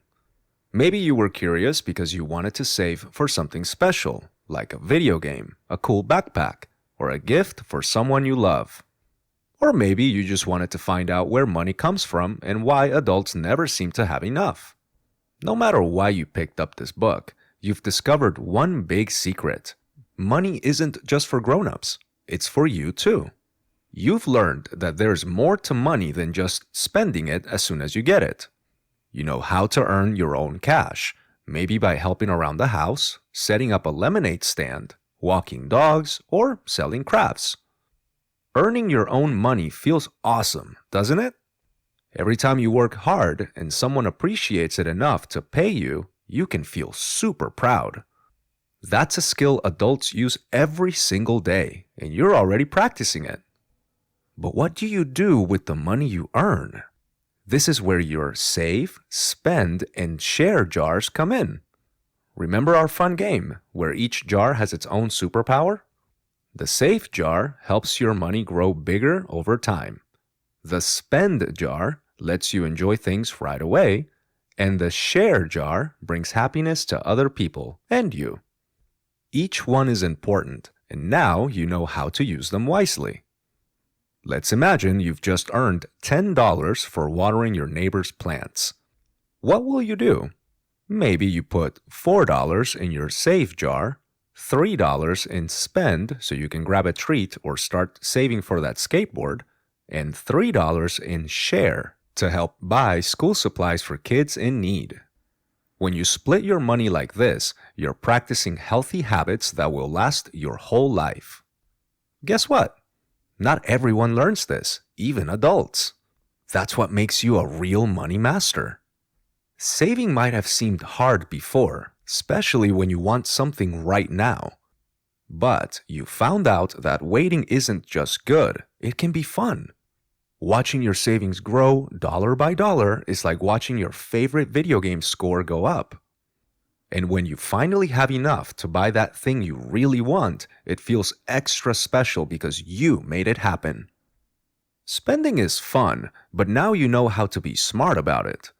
Remember when we talked about wants versus needs? Needs are things you truly can't do without, like food, clothes, or school supplies. Wants are things that are fun or make you happy, like toys or treats. Knowing the difference helps you make choices that won't leave you wishing you still had your money later.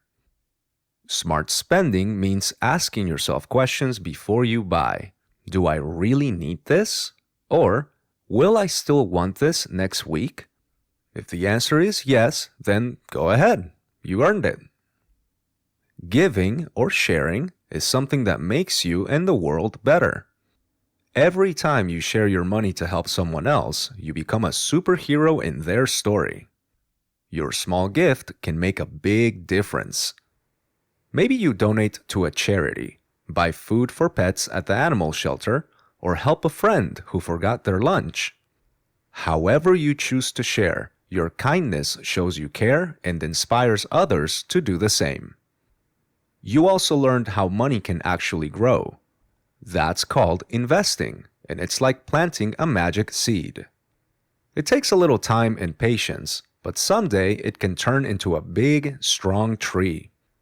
Even though you might not invest real money yet, you understand how it works, and you're ready when the time comes. Some smart adults wish they'd known about growing money earlier, but you're already ahead of the game. But guess what? Being a money master isn't just about what you do with your money. It's about teaching others too. Think of yourself as a money superhero. When your friends, brother, or sister want to learn about money, you can show them what you've learned. Teach them how to use save, spend, and share jars. Tell them about earning money for jobs and how awesome it feels to save up for something big. Imagine if everyone you knew learned these skills just like you. The world would be full of smart savers, careful spenders, and generous givers, all thanks to you. Maybe you'll have days when making good money choices feels tough. You might see something you want and feel like spending everything. Or maybe you forget to put a little in your save jar once in a while. Don't worry, That happens to everybody. Being a money master isn't about being perfect. It's about practicing, learning from mistakes, and keeping a positive attitude. Every choice is a chance to get better and better. If you ever feel stuck, talk with a parent, teacher, or another adult you trust. They might have some tips or stories to share too. So, what should you do now? Here's your final Money Master Challenge. Go find your save, spend, and share jars, or make some today if you haven't yet. Decorate them with stickers, drawings, or your favorite colors. Every time you earn money, divide it up between your jars. Challenge yourself to save for a goal, share with someone who needs help, and spend on something that brings you joy. Watch how much more fun and powerful money can be when you're in charge. And remember, you don't have to do it alone. Share your money master skills with friends and family. Ask them what they do with their money and tell them about your jars. See how you can help each other reach your goals. Maybe by saving together for a group adventure or working as a team for a cause you care about. Money isn't just numbers or coins. It's something that connects us all. The end of this book is really just the beginning of your adventure. Being a money master will help you in ways you haven't even thought of yet, from buying your dream bike to surprising a friend to making a difference in your community. Every dollar you earn, save, spend, or share is a step toward becoming the awesome person you're meant to be. So take a deep breath, give yourself a big high five, and get started. You're not only ready, you're unstoppable. The world needs smart, kind, creative money masters like you. Now, go show everyone what you can do.